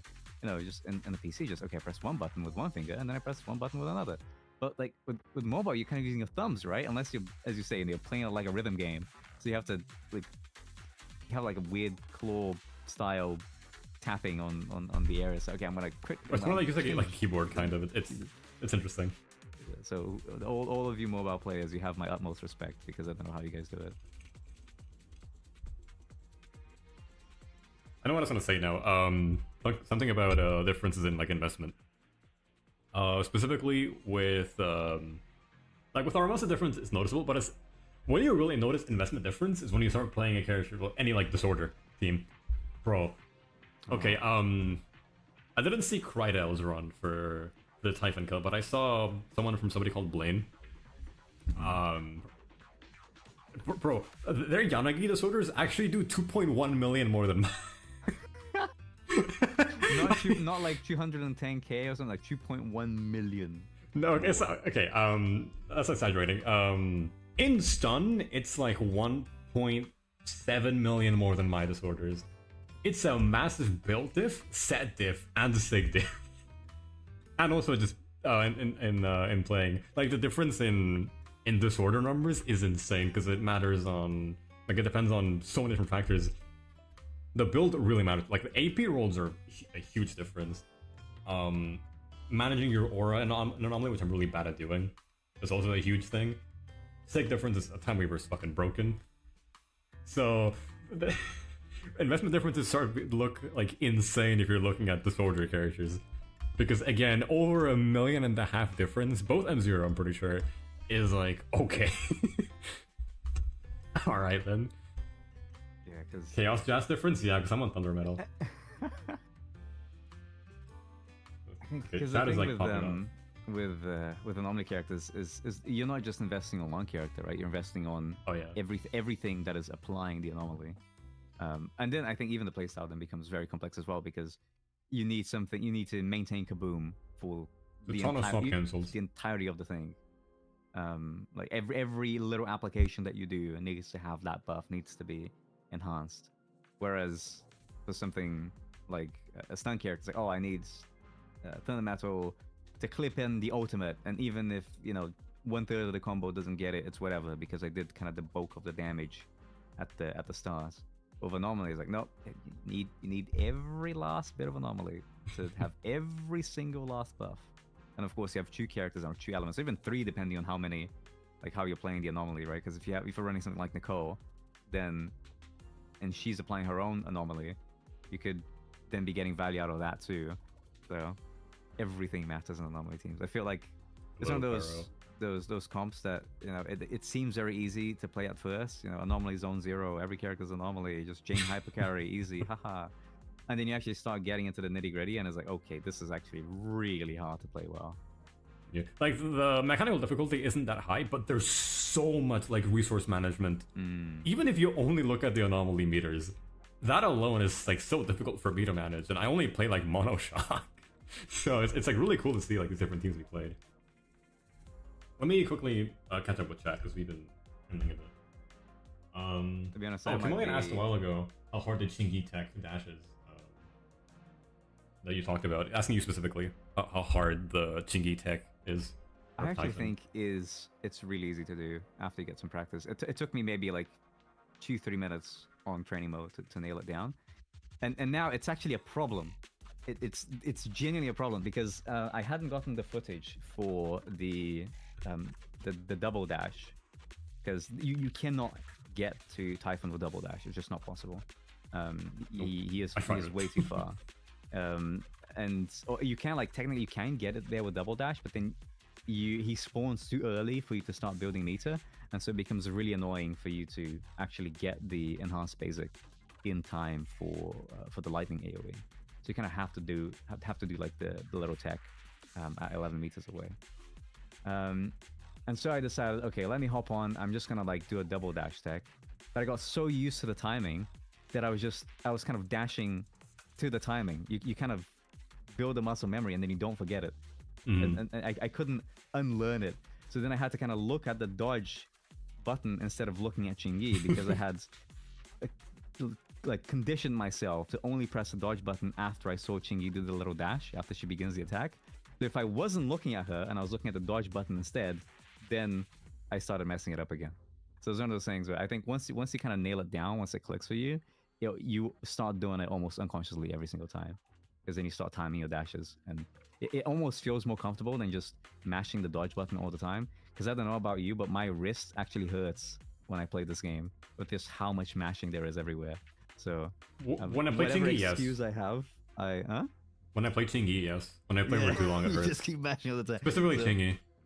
Yeah, I wish they would add like a turbo mode button or something. To just, you just hold the button to spam basic attack. Lighter has the quality of life where you can just hold the button. I know some other characters do as well, but because Chingy has the EBA, it's unfortunate that she can't hold. Because if you didn't have that, she would have been able to just hold. I guarantee you they would have put in a quality of life for that.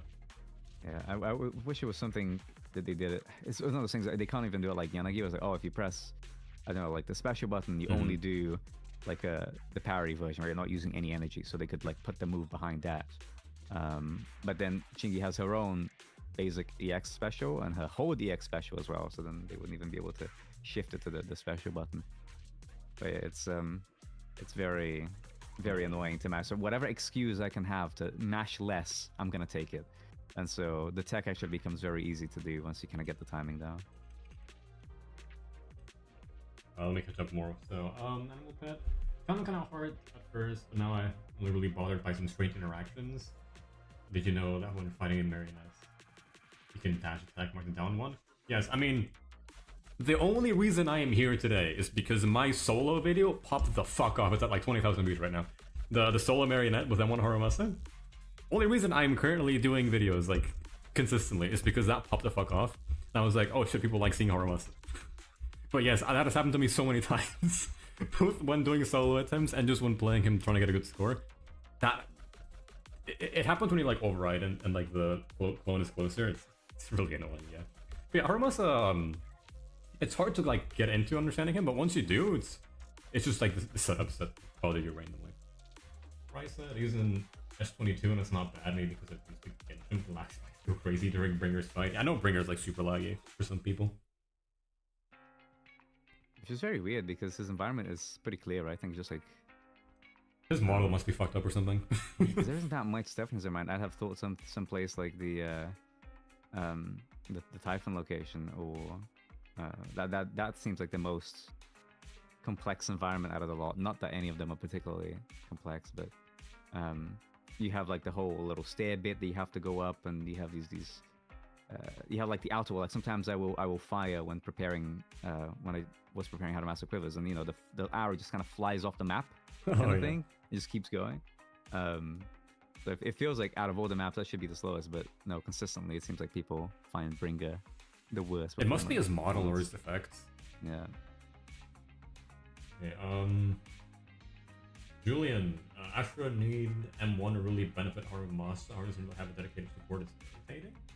I mean, I would say Chingy is probably the closest thing you get to a dedicated Harumasa support at the moment. I mean, she's not a support like by role, but she's a support by design.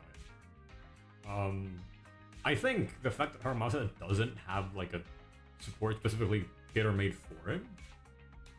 I see you found the combo. Yeah, I found the combo. Harumasa, he doesn't have the support made for him, but he's performing at a very competitive level despite that. Wasn't Nicole, who isn't... Nicole's really fucking strong, don't get me wrong, but she isn't giving him like all the buffs that she has. Like, Zhu Yuan is getting an extra ether damage bonus buff that Harumasa can't take advantage of. So I think when he eventually gets a super opt, if ever, if he gets optimal support slot in his team, I think we can start to see like some crazy performance from him. So, and I mean, even Astra is not like cater made for him, but she's still really good with him. So if you like her and you want to use her, she's gonna perform for sure. Okay, now what is this absolute combo notation salad that you sent in the chat? it was meant to be like each pod should be like its own line, but YouTube doesn't let me do that, so it has to be like that, unfortunately. I see. Because I was thinking, I think someone was asking about, you know, like Astra combos of Harumasa, and that's the one that I was thinking, right? Because essentially it allows you to pretty much open. You don't even have to create any quivers, because it's okay. It was on how do you create a combo that's like really easy? You don't have to set up any quivers beforehand. And I was thinking, well, if you do Harumasa EX at the beginning, and then you swap to Chingy and trigger his chain, you can essentially do a full combo and still get the chain halfway through with the Astra proc by using manual chains that you're triggering it via the EX. And you could, of course, fit the ultimate between like the EX trigger and the Astra chain, or you could leave the ultimate to the end. But essentially, I think that's a way of you essentially being able to fully maintain the Astral voice buff on Harumasa while still having a relatively easy, like, multiple hit. Think how many hits it was. It was like 1, 2, 3, 4, 5, 6, 7, 8, 9, 10, 11, 12, 13, 14, like 15 plus hit combo. Yeah, that's good. With very, very simple, no setup whatsoever being required. And if you do setups, then of course you can add another 3 hits to the combo, so you can go up to like 18 or 19 hits. So yeah, there are like different ways of optimizing Harumasa combos with Astra because of her ability to force a chain. So you can chain to Astra instead of chain to Harumasa, and then chain back to him instead. So lots of different ways I think that optimizing Harumasa combos with Astra will come about, and they can be really entertaining actually. I think I said in my guide that once you get like past 15 dashes, like once you get to 15, that's like, okay, that's good enough. At this point, when you optimize for more, the gain's pretty minimal. So as long as your combo is doing like that level and you're maintaining good buff uptime, it's you're cruising at that point. Yeah. I think 15 is probably like the baseline, right? That's what you kind of want to hit to get. I mean, with auto, you can go a bit lower, but like with manual, like 15 is like a very solid point to be at. 15 plus. I mean, with M1, you're getting 15 for free without even trying. Every time, M0, yeah. I mean, heck, if you you could even just do something like aim at the beginning, do 7 dashes, EX, aim, and do 7 dashes, and you're practically at 14 already. There you go. Don't have to do anything else. Yeah, when I like first got M1, I was like doing that, basically like, okay, let me first things first. How does this work? It did feel a bit. Yeah, I think the Mindscape doesn't say you do more dashes. Okay, it what's it called? It says you have a bigger stack limit, but it didn't say you get double stacks from everything now. So I was like, oh, okay. I don't have to set up. I thought the way it worked was I would have to set up 2 sets of quivers to get like all of those dashes, but no, you just get them from 1 set. Yes, I was I think I even commented on one of your videos. I think when you were doing a run against Bringer with M2 Harumasa, and I remember commenting like, how the hell does this Mindscape work? Does it? Because the way that it's worded is like the quivers fire twice, and it's just, well, what does that mean exactly, right?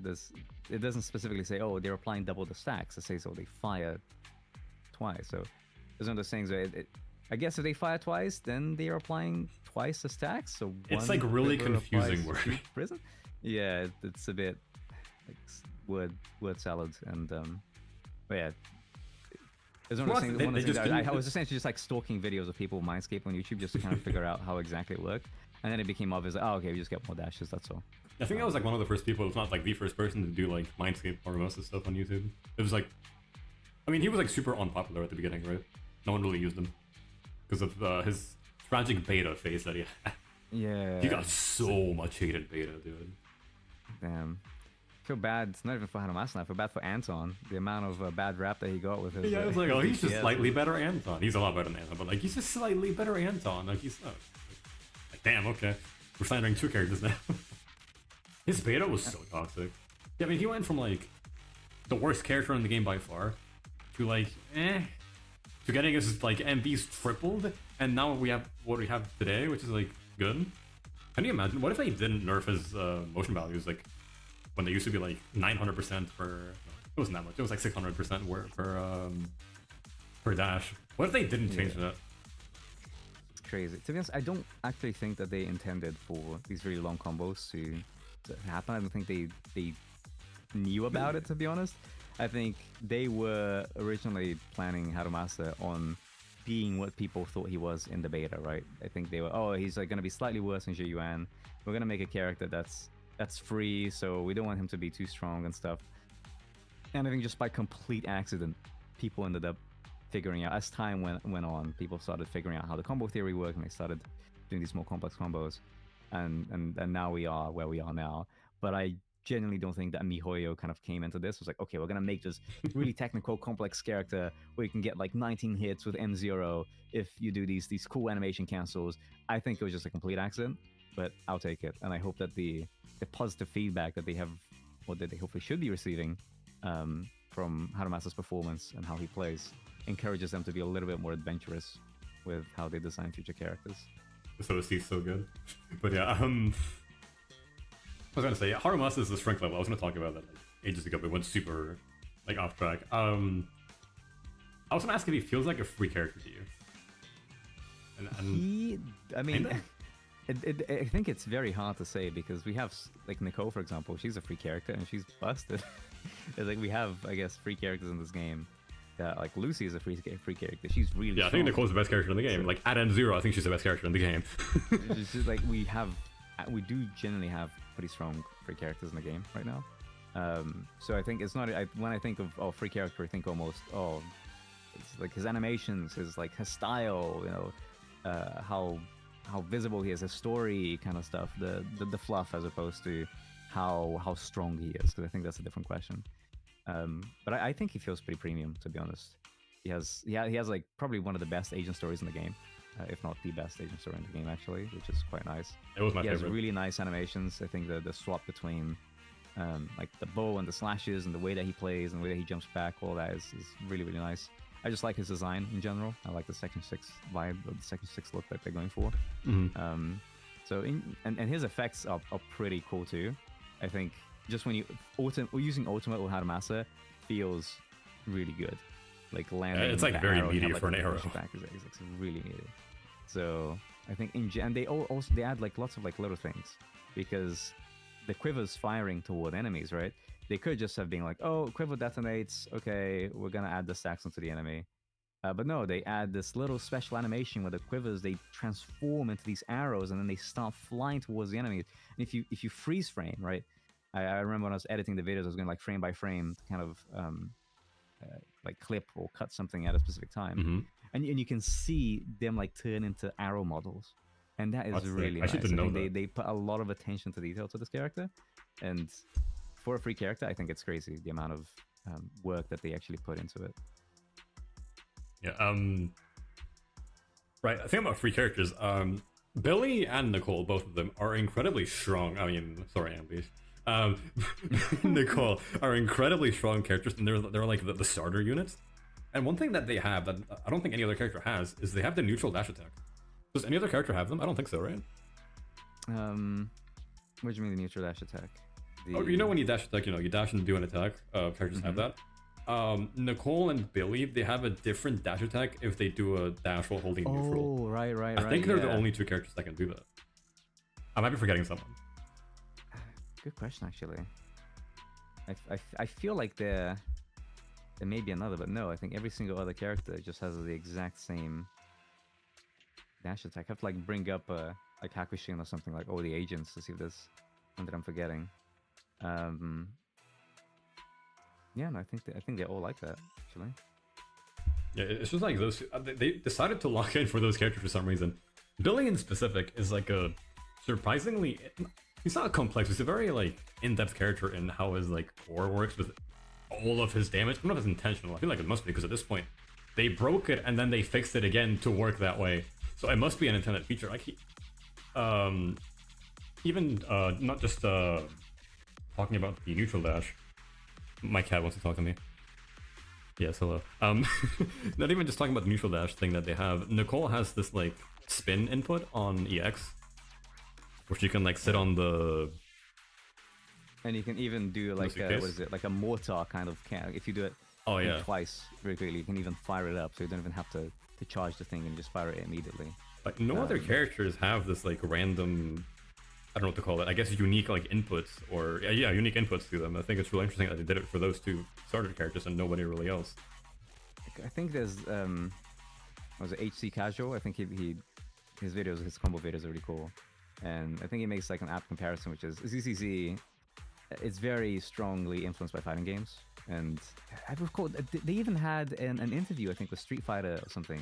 Right? I vaguely remember on the official Xenos channel, they had where they kind of interviewed the Capcom devs or whatever, and it really feels like they wanted to add these motion inputs because you do that in fighting games, like quarter circle forward, or like a half circle back or something. And that's kind of how you do the different inputs for your special moves. Yeah, I think they started the game thinking like, okay, we're gonna do it like that, but then the people just either found it too difficult or they didn't like it, or a lot of these are hidden as well. Like you couldn't even figure it out in the code. It almost was like an Easter egg rather than an actual part of it. It was just like in there. It's not like saved anywhere. It just exists. Yeah. So actually, Lighter has directional inputs as well. So his basic strings change depending on the directional input. They just loop if you like hold the direction. No, he has an entirely different basic string. So they loop if I think you're like at 4 or 5, but he I'm pretty sure he has like even in his, and this one is the one that's actually stated in his thing, where he has a standard basic and then he has like a separate basic. Where he does like some lot of different kicks with directional inputs. So Lighter is another one that has it. I just didn't know that. That's cool. And well, Lighter is like a copy of K from King of Fighters, kind of, or his moves and animations are kind of similar. So I think they do occasionally like throw in a little character that is going to be like, oh hey, this is all love for fighting games manifested. It's but so it's uncommon, and I wish more characters had it. Maybe we'll get more in the future. Who knows? Yeah, actually, now think about it. Joey1 has it too, with her different basics. So if you hold basic back, that's it's just like the dodge like side, sort of. Exactly, right? It's like, oh hey, I want to trigger a chain attack really early. I don't want to wait for the basic attack to finish. I'm just gonna like the down basic, and then that triggers it really quickly and knocks her back.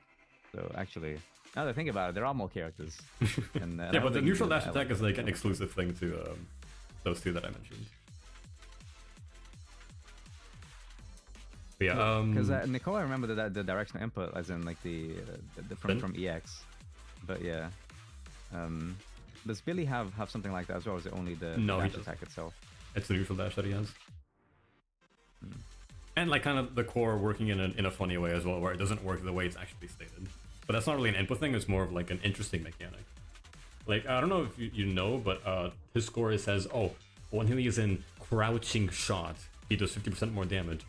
That's a lie. When he rolls, he's considered in this crouch state, and that stays forever until he's hit, you stop attacking, or he swaps out. And that 50% damage bonus applies to everything, not just crouching shot.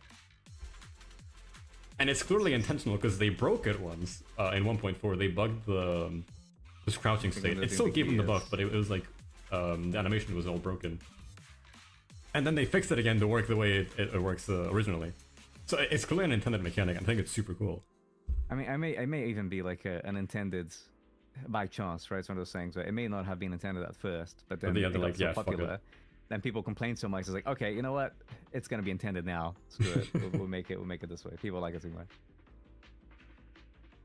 I mean, Harumasa for being a free unit, he's like, in terms of strength, I think he's incredibly good for a free character. I mean, if you wanna be that guy and say, oh, we should look at Harumasa M1 as baseline because you know you get the first one for free, so it's the same cost if you get him M1.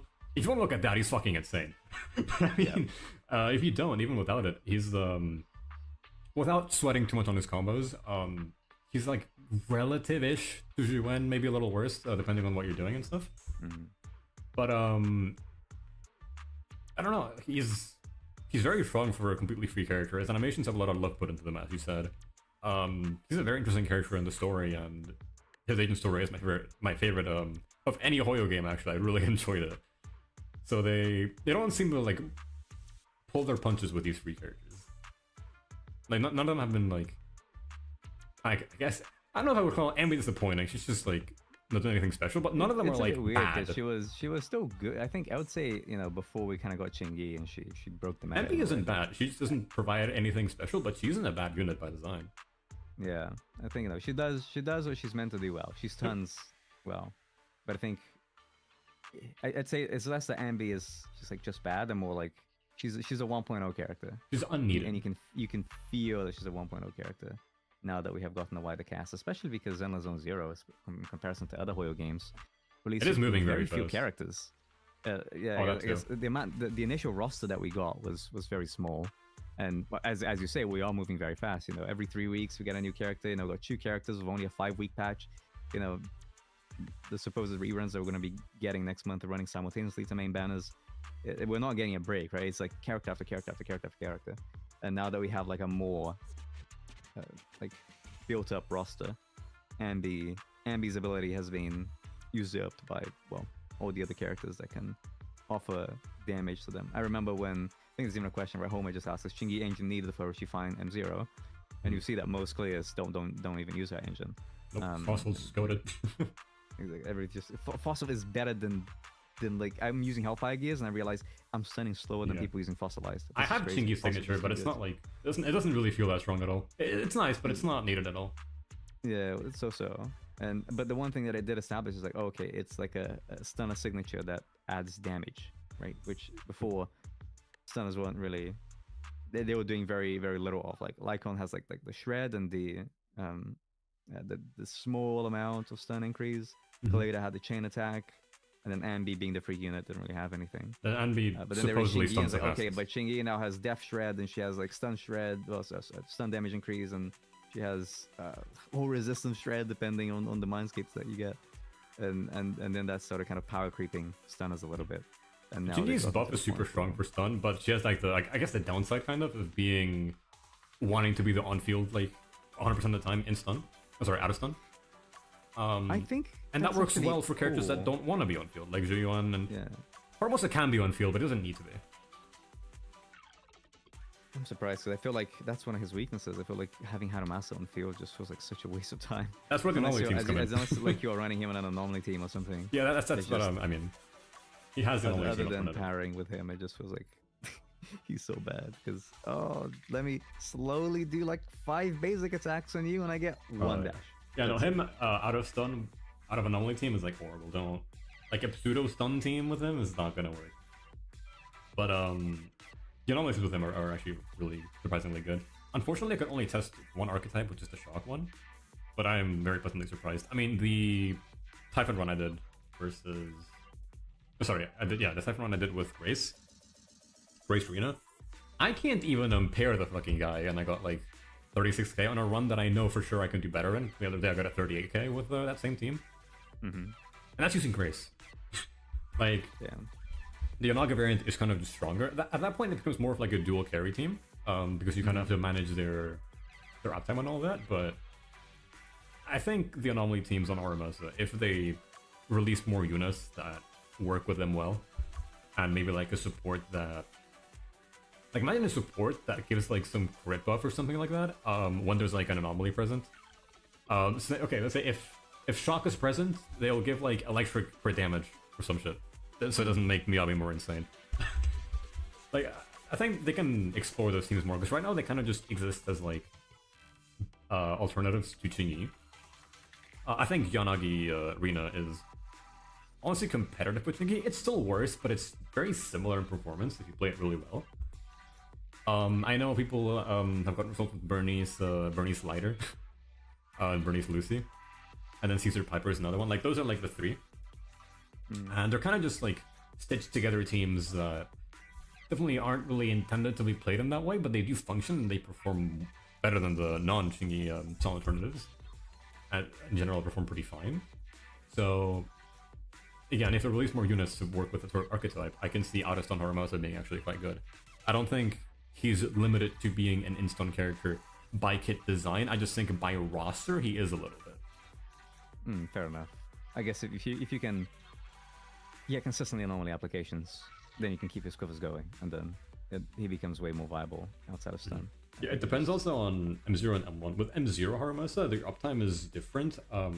With M0, it's both better and worse. It kind of depends. It is by kit design, a little bit. Flow? Okay, anyway. What do you mean by better, though? Because I don't see any way in which M0 would be better. Okay, so let me explain. Better in a way, it's not actually better.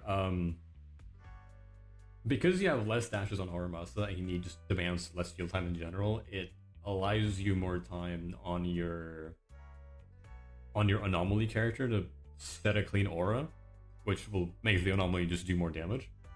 Like on Yanagi, for example, if you're spending less time on Harumasa and more time on Yanagi, purchase orders will just hit way harder, obviously.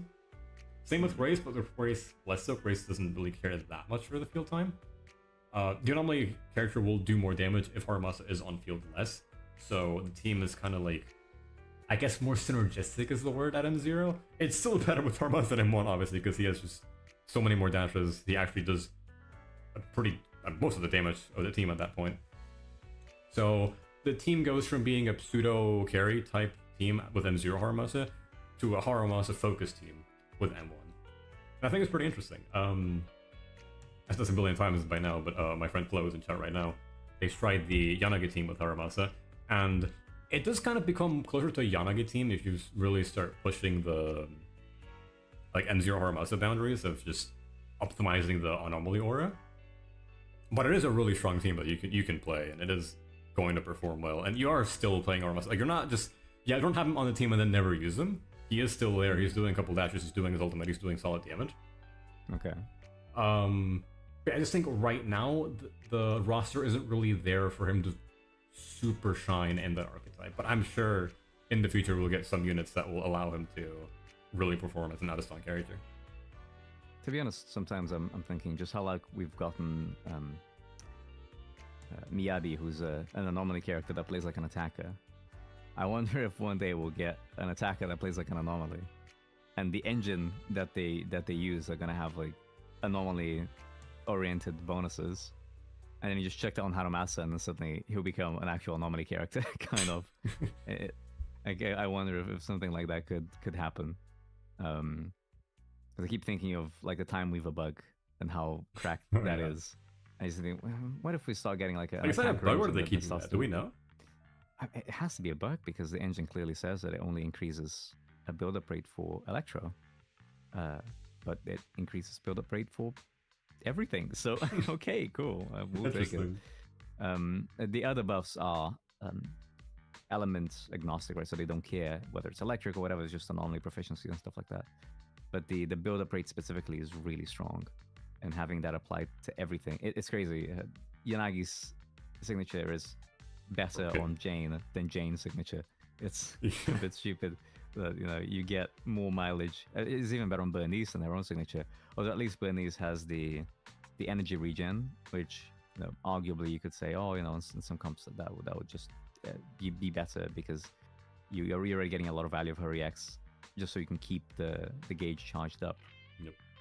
But it is funny that you have certain characters where right now at the very least you're better using another character signature on that character because it's just so strong.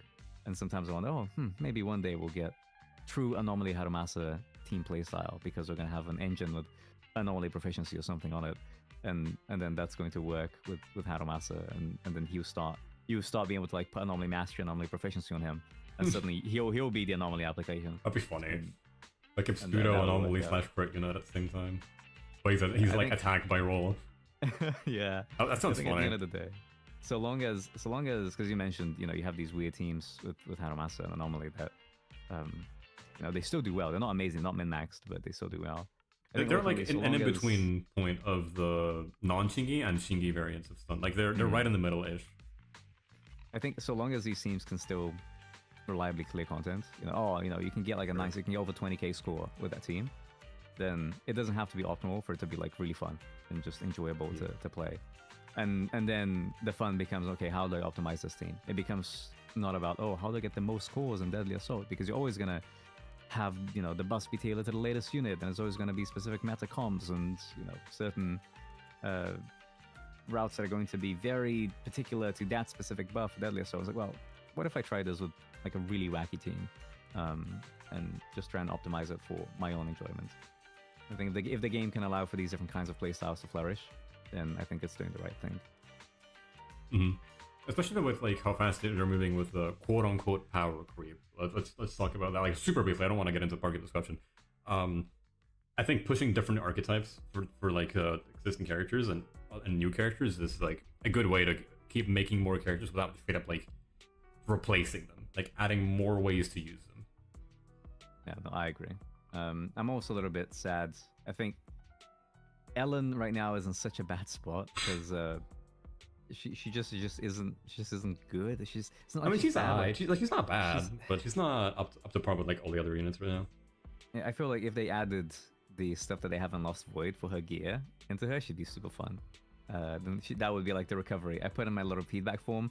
Please make Ellen's Lost Void gear just be part of her core kit. I know they're never gonna do it, but I think that was really cool. But she just feels really dated, especially after we've gotten Miyabi. And and she just absolutely, because Miyabi functions like an attacker. If there was at least a distinct role between them, then they would. I guess they play different teams, kinda, sort of. Ish. Miyabi can play the same team, but I mean, at least she has like better like the thing is, it's not that they play different teams. It's like Miyabi has more teams than Ellen. Yeah, I mean, Ellen has one team kind of. Okay, like Ellen, maybe you played them with Lycon and Lighter, or with Sokaku. That's it. But you can do this. You can do the same with Miyabi. The worst problem is, and I was actually finding this really obnoxious, is you need to have an ice unit or a Victoria housekeeping unit for Ellen to get her core passive. So say I wanted to do something like Lighter Lucy, I can't do that with Ellen, even though Lighter's buffing Ellen. I can't do that. Whereas I could with Miyabi, because all she needs is a support, and that's a way more flexible slot. Especially now that we're getting characters that, this is a fire character, but it buffs ice and fire. Shinki's an electric character, but it buffs everyone. And suddenly the core passive limitations start rearing its head once again. I like how with Ashra and Evelyn, they just said, if there's a character on your team, they have it. Essentially what they did. It's kind of Astro, to be honest. It really is just a character, I guess. Pretty much. A stat stick. It feels like she's a bit of a stat stick, actually. I still believe in her having really cool interactions with her quick assist and her chain attacks. I think we'll get more stuff coming out with that. I guess we'll see where Hoyo takes it. I suppose on the power creep, at the very least, I feel that they have handled power creep decently well. Chingy is a 1.1 unit. Yeah. And she is so good that you're better with Harumasa. Begging for a rerun. She's probably one of the best characters in the game right now. She's a 1.1 unit. Yep. Jane, also 1.1 unit, still really strong. Zhou Yuan, you you can feel, oh, Harumasa now is even stronger than Zhou Yuan if you play him well. But she is, the only ether damage dealer in the game. So she still has a slot, and you can still optimize her massively. I think she may even benefit strongly from Master, maybe less so than Harumasa because Nicole's buff is just so strong. But just her being an ether DPS or an ether burst kind of character means that she's always going to flourish in her own element because she has no competition. So I think so far, with the exception of Miyabi, all the characters have been okay actually. Even Astra, right? You look at her numbers and oh, she's really strong. But Caesar has really good buffs as well. You know what, Caesar, like her buff is worse, but she gives you the super fast fucking stun. And Fizzweek, her stun is like so fast. That's like her main upside. Against aggressive enemies, it's actually really, really solid. Just not only how quickly, her general way of rocking stuns are, but also just the amount of gauge that you can build, like defensive assists and parries and everything. And I mean, Caesar is always going to be meta simply because for as long as we're going to be getting the new battle tower mode, right? The battle trial. And Caesar is practically like, okay, whatever you're running Caesar. It's like, this is non-negotiable. I don't even have Caesars though. It's always going to be really strong for that because her shield, doesn't matter how much damage you take. It can't like insta-break. Yeah, exactly. I mean, it can't like insta-break. Sorry, it can't. You can't die through a shield being active. Exactly. So I think like that alone makes her incredibly strong. And then she also has like the AoE as well, like where you can pull enemies together. I've seen a lot of really competitive Shiyu clears like Miyabi Caesar because hey, you can vacuum people with her stuff and then set things up. And overall, just a very solid character. So okay, maybe Astra does more damage or buffs you harder, but the utility that you get from Caesar makes her shine in her own kind of way, in her own niche. It's only Miyabi really that has come up and is like, yeah, I am better than everybody. That's full stop. I have like invulnerability, I have damage, I have anomaly, I have literally everything in the game. Man. But I think, as we have seen from Astra and Evelyn at least so far, they are not looking like Miyabi 2.0, 3.0, right? They're not power creeping this already incredibly strong character. So I think they did like, okay, this is a one-off. This is the Void Hunter. That's we'll give a special element and shit, which is even the element, even the anomaly is like freeze, but also even better than burn when it comes to the disorder. So I think they're kind of toning it back down a little bit, and we won't hopefully be experiencing what I personally don't play Honkai Star Rail, but I feel like I can't go on any Discord server that has a MiHoYo game for more than 30 seconds and not see somebody complain about like the HP inflation and the character power creep in that game. So I don't think we're going that way, and that's a very good thing. No, HP stayed relatively chill. I mean, there's been some increases. There's gonna be one like almost 2 million jump in this next patch, but it's still not like an HP level where I don't see solo Billy clearing anyone. I think a good metric of if content is strong is how good is solo Billy in. To be honest, I almost wonder. I think this part of HP inflation. I mean, I'm not sure, right? Because I haven't played. I mean, I played a little bit of Genshin at the very beginning when it released, but I wasn't too big onto it. And of course, that's a much more casual game than something like Honkai Star Rail or Honkai Impact 3rd or Xenoblade Zone Zero. But I almost feel like this HP correction that they're doing may be because ever since we got the changes to decibels and characters have now been able to automate by themselves, they increase the days bars and they increase the HP, but I don't think they realize just how big of a deal having multiple characters being able to automate is. Because, heck, you look at Harumasa, right? And his combo is very much functional because of, you can use Nicole ultimate and you can use his own ultimate. And then look at something like Rina, her ultimate is like 4,000% in terms of like motion value, in terms of damage. So you can get some pretty crazy values by stacking ultimates in a stun period, or even just with anomalies, right? One anomaly and then immediately another anomaly triggers. I remember doing Pompeii in Last Deadly Assault. I just use Bernice to like proc burn, and then I use her ultimate, swap to Jane, immediately ultimate, and that's another, like now that's an assault, and then I just swap back to Bernice again, and I trigger another fly. It's like you can just keep swapping them. It was so quick with their ultimates that I was essentially hitting the 3-second internal cooldown. Oh yeah, that's the thing. Forget about that. Like that almost pissing me off because as we spoke previously, right? Not every attack triggers the anomaly. Right. So I would get to the point in the attack where the anomaly should be triggered, and then it didn't. Then I had to wait another like 2 seconds before I would get to another attack that could trigger it, and that was messing up my runs. So I think they may have underestimated just how much value people get from this decibel change, and now they're like, okay, let's make things a bit tankier because people are killing too fast. Like I was, or is it Sonta who has M6 Miyabi?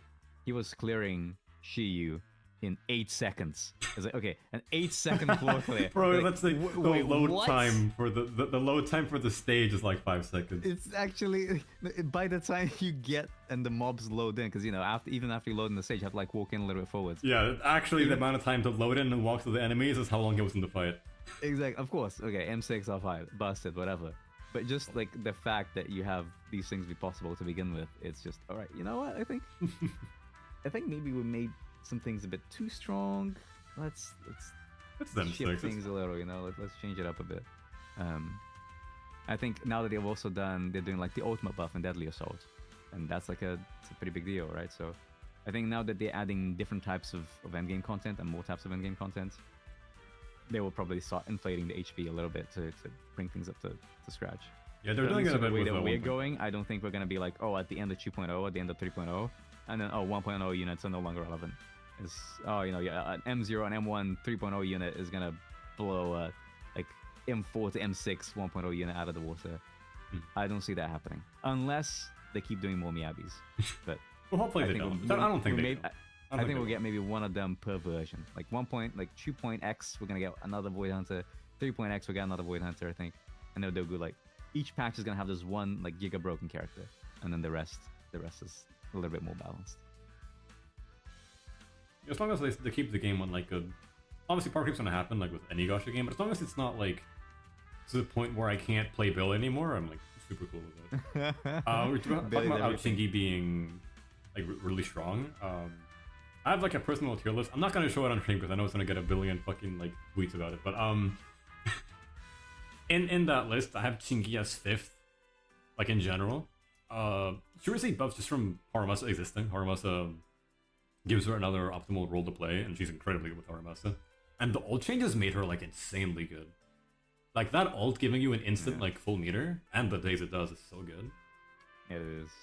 Like even though Chingy isn't optimal for most of the game, because her stun multiplier buff is just so strong, and she can stun actually really fast with ult now. Even some like copium shit where she wouldn't really be used is gonna be really good because her buff is just that good. If people saw I can't, the list isn't that bad, okay? I'm okay. If people saw my tier list, I will like spoil a tiny bit of it. I have Grace 1 spot higher than Ellen, but besides that, I think people would go insane over it. But yeah. No, Chingy is super good with the ult changes. And yeah, stunners I think benefited the most from it because I recall not even leveling my stunners, automates, and chains. I just leave it at level 1 before. At least the supports, I would level it because you'd at the very least use chain attack on support characters. But for stunners, you literally would never touch it. Even now, you don't use support stunner chain attacks unless you're using chain attack buff on Deadly Assault. But that's a bit of an exception. So I think because stunners are often, you want to be hitting the enemy with them, whereas supports, you're just going to pop them in, hit them once, use the X, and then kind of go back in and let energy regen do the rest. So you can EX a lot of times and build gauge that way. Stunners, they're on field, and especially Chingy, who is an on-field stunner. She's constantly building decibels in addition just to the passive gains she's going to be getting from like using EX and like getting the parries and whatnot. So. Yep. Or other characters using chain attacks, right, and just filling up the bar, because every character gains energy or decibels, I suppose, from every other character's action. It's just a reduced pace. So stunners have definitely been the winners of the decibel change this patch. Yeah, I think the only real losers, kind of, from the changes are defense characters. They're all kind of suck. They do damage, but their days is like super low because all the stunners except Ben. All the defense units except like Ben have like the side role of stunning on top of what they're doing. I feel like Ben's more of like a damage focused defense character. I don't know what you think about that, but in those cases, those ults kind of just aren't that good. I mean, you can pass them out in stun and do some decent damage, but they're definitely the characters getting the least from the changes, and their ults are also really fucking long as well. And you can't sell out of them, so they're definitely like the smallest winners from the ult changes. I remember I was doing a run with I was trying Yanagi, Seth, Rina, and Yanagi, my Yanagi busted, kills really quickly. But as soon as I pressed that Seth ultimate button, I was like, okay, run restart. Doesn't it give him his meter at least or something? It's good. It does, but like, it's so long. It's like, you know what? I'm gonna kill the enemy faster than it takes for him to finish his ultimate animation. I'll just restart this. Let's do it again. Yeah. It's so long because you have like the cutscene, then he does like 1, 2, 3, 4, 5, 6, and there are like 20 different slashes, and then he does like another final one, like a little sliding animation, and he's just stuck in that animation for so long. He does no damage. It builds no stun gauge. There is absolutely nothing redeemable about that. It's like, even if you want gauge, it's much better to just use EX, because his EX is going to give him essentially a full bar, or full bar to get him his enhanced basic, which gives the electric debuff on the enemy. So all that I do is I just swap to Seth. I literally tap EX and I swap to Rina, and then I use her EX to get the quick assist back into Yanagi, and then you get that pretty fast. As soon as you touch that ultimate button on Seth, and it's over. You just run even over. Caesar is like, it's so bad. It builds really little stun. It doesn't really do that much the damage is good on Caesar ult, but it's such a long animation. Is the damage good? I think compared to even like the supports, right? How much damage does her ultimate actually do? It's like 4,000, I think. Okay, so it's actually 4,000. It hits hard. It hits. You're not building it for damage. It's gonna hit like decently hard. So, okay, you're right. So it's actually alright. Yeah, it's 4,000. Okay, so it is kind of comparable to something like Rina. So she does actually hit pretty hard on. Speaking of doesn't Rina, feel like it, I guess, because she never has like good damage stats on her. Her ultimate. I was curious. I wanted to compare how much damage her ultimate does compared to a million chain. They do like the exact same damage. They do like almost the same. A million does more damage than like Arena ultimate. But a million is like locked into cutting hairs only for that chain. But I think it's also 5-star million, obviously. But yeah, I mean, I think it's really funny that a million does so much damage on that chain. I love using him with Billy because it's a quick chain and you have time into someone, because Billy only cares get his 2 EXs and his ultimate and stun. So you have time to do like all the chains and a million chain. So it's cool to just get it in there. Like, I think it's the only, or one of the only bamboo chains that are actually worth using, which is really funny. Because it's just so much damage. It's crazy. I wonder now that we have how we have like the little bamboo wandering mode, right? The little puzzle mode of bamboos now. Oh yeah. They replace the TV mode. I wonder if they'll eventually add a way that we get to play our bamboos within that bamboo mode. So like, okay, let's play as Emilian. Bring out that machine gun and just like 5-star Emilian, and then just I like how you build it in battle. Kill everything with a player controlled Emilian. That would be pretty funny, actually. I mean, technically, we already got the what is it? The Arc Knights mode, the tower defense mode. I actually really liked that event. It was really fun. It was really good. I really liked it. I wish it was a permanent game mode, actually, because it was pretty fun. Yeah, it's pretty goaded. So better than Sorry. All the combat and all the all the combat, the Harumasa attacks and the 19 hit dashes. Ultimately, when I'm logging in every day for it, so that I can do my little bamboo tower defense event and get my polychromes. I guess that's the ultimate end game. That was like an event I was actually like excited to like go back into the game and do the next stage for. I'm not like a big events fan in like most of like these games. I think they're like usually so might be Burnout, but I think they're like patronizing. Okay. But I loved the Arc Knights one, the Arc Boos. It was so fun. Yeah. Because they had the the one where you have like count how many bamboos are going from left to right. I feel like like those little like children like shows. It's like this is just incredibly patronizing. Like I know I look and I remember the little backlash or the very minor backlash that they had with the police, the NEPS event, where you had to like agree or disagree with somebody coming in and requesting something at the police station. Oh, I took a break from the game for that one. I didn't do that one, sadly. They were literally kind of like giving you didn't even have to think. They kind of gave you the answers pretty much on the card itself. So people were a little bit miffed. It was just, oh my god, this is incredibly boring. There's nothing. There's literally zero interaction. Nothing for us to think here. and then they come up with the little bamboo, which is like count the number of jumping bamboos. Oh my god, what's going on? And then on the other hand, like these events, incredibly boring. And then they released the tower defense mode, and there was I don't remember which map it was. I think it was one of the ones where they started introducing the advanced bamboos. So you got like the butler boo, and you got the million. And it was one where the enemies just kind of run straight through some fire things into the or not through some fire things. It was like a fire thing on the top, or a fire thing on the bottom, and they'd be coming from two spawns from the right to try and get to the tower. And if I didn't get a perfect run, I was committed to restart. And so far, I had like gotten everything first try. Then I got to that one. I was like, okay, hold on, this is actually getting a little bit difficult. My penguin boos, they're dying. I'm not gonna be able to clear this, and I actually had to restart. And I was like, okay, all right, let me take this seriously now. Let me stop using the speed up mode on the tower defense mode. Let's actually think about this. And I think that was the first time any event in this game made me actually like lock in, kind of thing. Lock in for the bamboo Argonauts. All right, let me lock in for this bamboo event. Let's try hardest. I think they need to do more events like that because it was genuinely really fun. Yeah, I love how they handled bamboo in this game. Like, there's no Paimon, there's no pom pom. It's just the bamboo, and there's like a billion of them. They're so marketable for one. They're real popular with a lot of people. Do you know Ketite the Seventh? I do, yes. Yeah, he's like basically the bamboo like YouTuber. Like there's so much mileage to gain from these bamboo. It's really cool. I think it's a lot better because what is it? It feels like they always have like a mascot, right? And they have like Paimon and Genshin, and they have like the little the long ears guy and Honkai Star Rail, and it was like, you know, every anime inspired game has like a weird chibi mascot. But it's like Paimon is not particularly marketable, right? It's like, oh, Paimon is emergency food. No one Ooh, like raspy voice. No one likes Paimon. But then you get like Bamboo, and it's like, this is literally just like a plushie.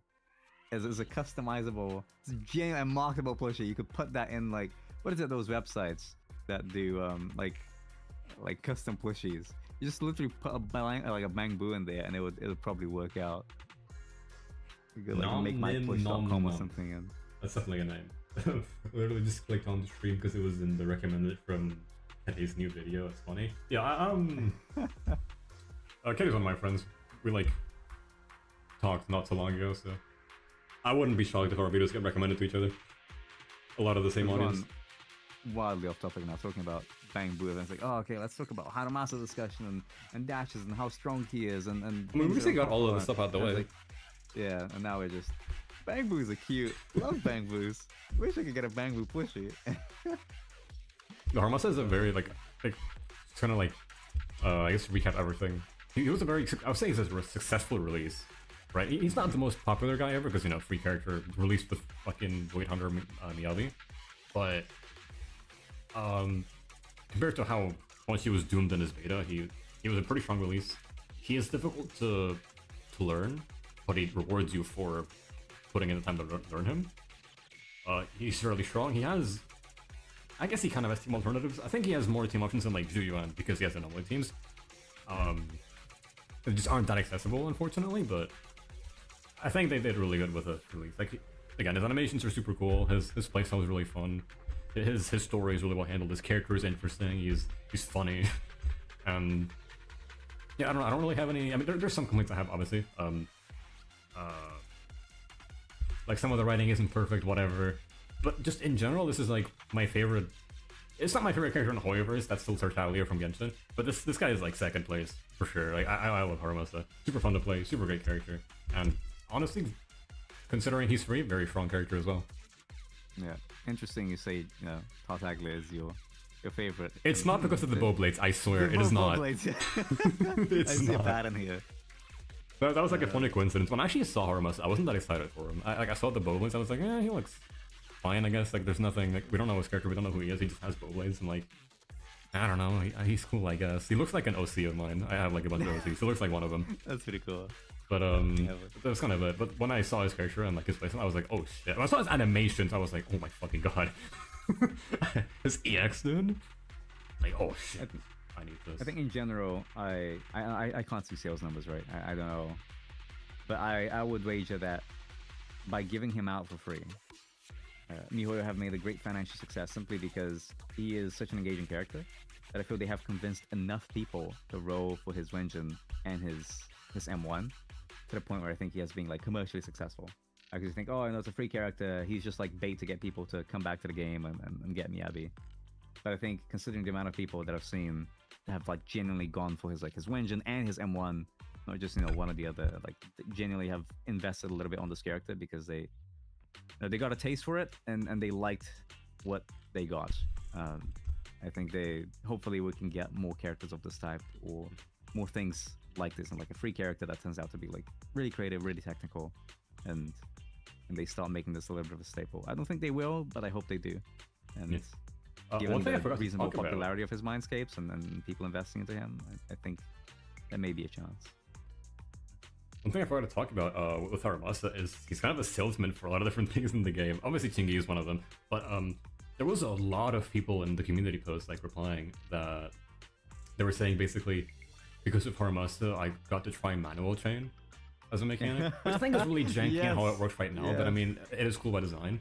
And one of my friends actually started messing manual chain on other characters too because of Harumasa, and I think that's like super cool that this character makes people interact with this mechanic that no one else really did before. Also, obviously, I mean, I think Yoji is like the #1 M1 Chingy salesman in the fucking universe. Like, my Harumasa is M3. I like to believe I am quite skilled at piloting Harumasa. His M0 Harumasa still does like a fair amount more damage than mine. And that's insane. He's like the greatest M1 Chingy salesman you'll ever see. Oh man, I guess Go with a rerun's player, by coming the way. soon, so I guess that's why they put Chingy on the rerun and not Zhou Yuan. I did talk about that in a previous stream as well, where I said, Chingy coming back so fast, like it's kind of like, oh yeah, she's back already, damn, what? But I said, that's kind of a good thing. A lot of players are new to 1.4 Zenless, because the game didn't have the craziest launch ever. I was a fan of it on launch, but it wasn't like as hype as Honkai Star Rail launch, for example, I guess. The game kind of like lost popularity really quickly, and 1.4 brought a bunch of people back, and a bunch of new people came in to the game. So you're gonna have a lot of new players starting in 1.4. You're gonna get Harumasa, and you have to play him with Ambi Nicole, because yes, I did say there are alternatives to playing him with Grace, for example, Grace Rena, but new players aren't going to have both of those characters, most likely. So them rerunning Chingy already is a good move. So for new players that want to be able to play Harumasa in a playable and fun and enjoyable way, they'll be able to now, because she's coming back so quickly. No, I agree. Also, it gets me thinking. The what is it? The skeptical part of me is like, are they also releasing Chingy again because we're not going to be getting any more stunners in the rest of this patch, right? Because if they're already rerunning another stunner, because my understanding is we're going to be having 1.6, no 1.5 is what is it going to be? Astra and Evelyn, and then we're going to get 1.6, which we don't know, and then 1.7 is like going to be what supposed, theorize that it will be Hugo and potentially this Vivian character that we may or may not have seen in the trailer that was released recently. So I was like, okay, we kind of already got these few characters. None of these look like stunners. So we only have, I guess, the Angels of Delusion, right? The idols potentially coming in the remaining patch. And they almost always do, what is it? Like every single team seems to have at least one A rank. And we're not going to be able to fit 5 S ranks until the end of the patch, right? So we're only going to be having, after Astra and Evelyn, we should in theory be getting 4 S ranks. So they're like, are we going to get like another A rank stunner, since Andy is literally the only A rank stunner in the game? Yeah. So are they going to make the stunner go, the Flail go, be like an A rank or something? I hope they make more A ranks. After Seth, they kind of just stopped because I know Jay Strong talks about this a lot. For the production value, like the work needed is the same for an A rank as an S rank, so they might try it from that. I don't know if I necessarily agree that's what they're doing, but it is definitely something that you can say that's why they're not doing A ranks. Yeah, I feel like I want to believe that they're gonna try and do at least one A rank per team at the very least. I think they were safe to skip Section 6 because they already had Sokaku on release. They were safe to skip Sons of Kaladin, because we have both. Piper's practically an S rank, to be honest. She's so strong. So you know, we already had Piper and we had Lucy as A ranks. You know the S rank part about Piper? Yeah. Her signature. Her signature. Yeah. To be honest, her Pretty signature good. is really good, actually. On her, it's just, fucking insane. It is just kind of funny though, because it's almost like a little bit RNG about what you get, right? So, what are the chances that you spin 20 times, you only get like one buff? To be honest, I've also seen people be very competitive with. Jane. Sorry. Compared to Jane, you mean? Compared to Jane, as well. I was thinking, engine-wise, if it was like on the longer fights, at least in Deadly Assault, I feel like, what is it, Weeping Gemini, is actually the free-to-play one. Yeah, the free-to-play on the craftable one. I think that one actually ends up working very, very strong, because it's like it's an effect that expires when an enemy is stunned. So if they don't get stunned, if they have like a really large stun bar, then you can get a lot of value out of the engine. So I've seen some pretty competitive clears with Gemini. And her sig, of course, is crazy, right? Because of the like 40% anomaly build-up rate, All the buffs. 12.8% attack or something, 13% attack per effect. And of course, it's one of those things where it almost feels like it's not like super mandatory compared to other S rank engines. It's not amazing simply because just like the anomaly build-up rate, for example, Piper just builds anomalies so quickly that you're kind of hitting the internal cooldown constantly, right? Because as long as you have EX, you're only going to really be building anomaly when you're spinning. And once you kind of use a special, because I guess you don't need to have EX, right? There's a whole tech where you start spinning with a non-EX and then you swap to another character while she finishes up the move. Yeah, I'm not like a super Piper like player, so I don't know like all this stuff, but yeah. Because she just does so much build up. If it was like the anomaly proficiency and it's probably and the attack are like the big things. So then when you have like Weeping Gemini coming in with what is it? The equivalent of almost 200 anomaly proficiency. It can actually be decently competitive, although the attack buff is always very solid as well. I've seen like Piper in general, she's just such a flexible character. You can literally play her for the free play, and she does so well. An anomaly character that applies anomalies so fast makes her just usable with like every other anomaly, which is why she's just like so easy to get to perform at such a good level. Even without her and like Lucy are insane.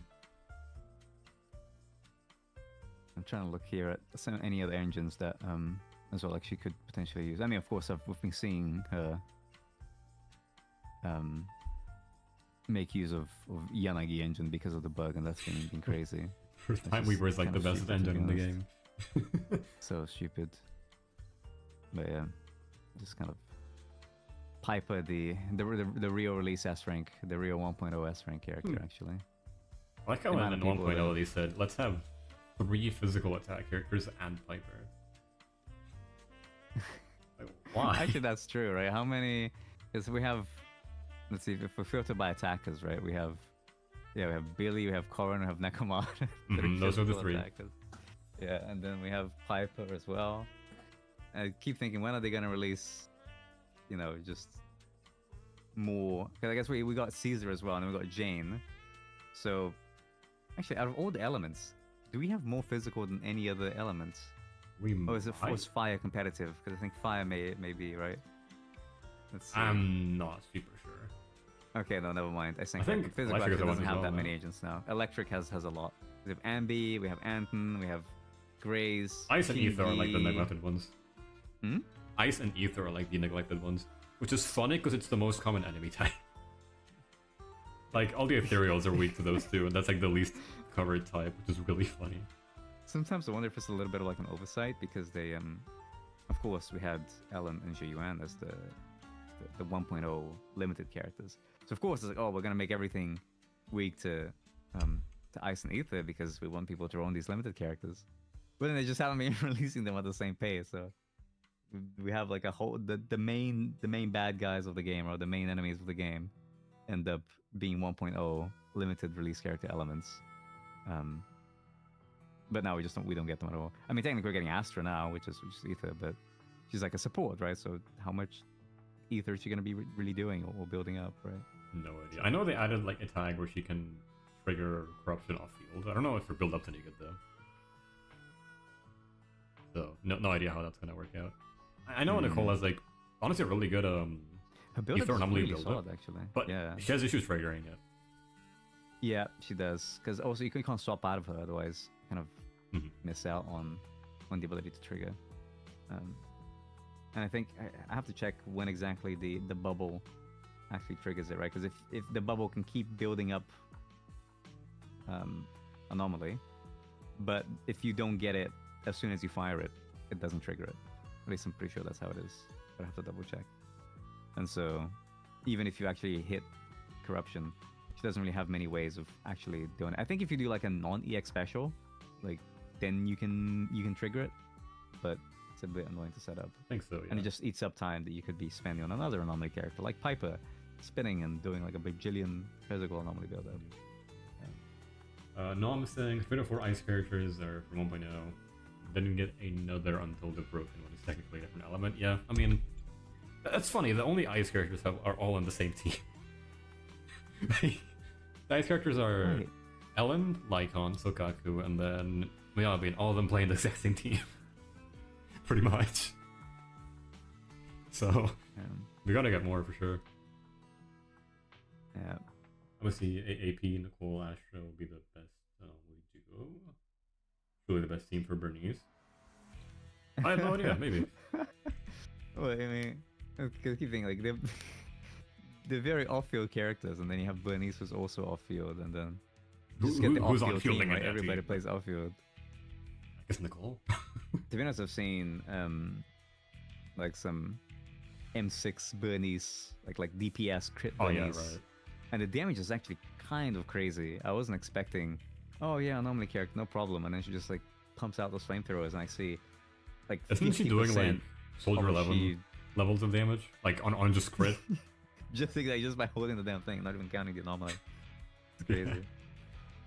I guess don't underestimate the main DPS Bernice players. They know what they're doing. They're cooking. They're cooking me because I play Soldier. Cooking I'm a big literally as Soldier well. fan. Like, I'm gonna be getting Evelyn, but I'm still like a very big Soldier fan. I'll still be playing Soldier for sure, even if she's just not gonna be like optimal. Like, okay, as someone who has Grace and Yanagi, I play Grace way more than Yanagi, so I'm not the type to replace a character by pulling a better one. Like even in Genshin, I have a Sion Hu Tao that I play. Well, when I'm taking a break from the game, but you know, a couple months back, I have a Sion Hu Tao that I play all the time. I have a Cicero Linny, that's like my main pyro character I use. I have what's the guy called? Gaming and Diluc I use sometimes when I do funny plunge stuff. And I feel like I'm forgetting somebody. But even like characters that do the exact same thing, I'll just play them because they play differently at least. So even like, oh yeah, it's just a direct upgrade. I mean, yeah, I know, but I like playing this character in this way specifically, so I'll still use it. But to be honest, I've sometimes I get occasionally recommended like Genshin Abyss speedruns and stuff like that. I just click on one for fun. I remember seeing like a D-Luke with what's like the crane Character? Zhongli character, yeah, the crane woman with the glasses. Shanyon or Cloud Retainer.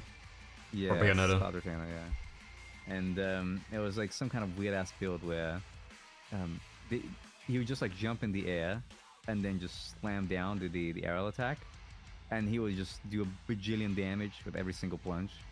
And, Yeah, and like that was like a meta like speedrun build that was working out, and I was like, wow, that Yeah, that's his seems best pretty team. wild, actually. The way Shanyon works is her ultimate. Fucking Zenless pilled now. Her burst. It's a Zenless stream, right? So Yeah, I mean, I play Zenless way more now. Keep it Zenless but, friendly. Warburst does, it heals, but then it also buffs the next 8 plunges done by the team by like... Do you know how Shenhouse's clothes work? I don't know what like a good example is here. I'm guessing no. Is there like a Zenless example of this? I don't think so. It's like a flat number buff that gets added to the plunge value, but that flat number can be buffed by other sources. So she basically gives like a quote-unquote flat increase to your plunge damage the next 8 instances. And Diluc was already a character with a really strong plunge multiplier. So putting them together, you get on top of the thing where you can vaporize like pyro damage to multiply the damage. And just end up with a team where Diluc is plunging for like 1 million. Yeah, that's crazy. Sometimes I wonder if, I guess, looking at some of the other Hoyo games to see, okay, what's the design direction that they may go into? I'm just wondering, how will we get future Zenless characters who can maybe do like these crazy builds with 1.0 characters?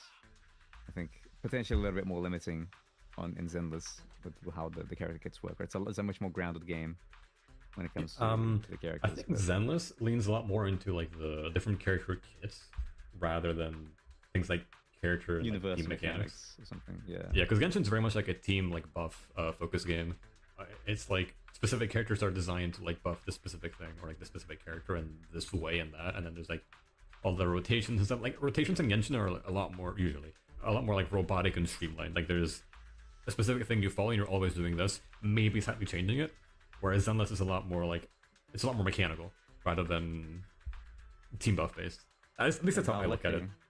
How lucky that we got Zenless then with Harumasa and his creative dash inputs and combos. He's doing everything. Yeah, exactly. Guess we lucked out. I keep seeing like all the quality of life stuff that we're getting as well whenever the dev streams hit, and I'm like, oh, you know what? I think this is good. This is pretty decent. I'm happy with the game. I think in the survey, before somewhat satisfied, very satisfied now. I'm liking what I'm seeing. Now all they need to do is add an ability to save disk drive sets. I was gonna ask that right now. Do you think Zenless will be the first Hoyo game to add actual artifact loadouts? No, I don't think that will ever happen. I think it's practically become like a staple now. Sometimes I wonder. I vaguely recall reading somewhere about really annoying like trademark or copyright things in like China and Japan and Korea, where it's one of those things. Like, oh, if you want to upgrade a skill, why do you have to upgrade the skill one by one? Why can you not just select, oh, I want to upgrade the skill 10 times, and then just upgrade all at once? Yep. That's because some company has some kind of, patented system where to allow a skill to be upgraded multiple times with a single click must be, done in this way. And if you try and do that in another game, then that opens you up to legal liabilities. I don't know how much bullshit that is or how legit it is. I'm not it might be true.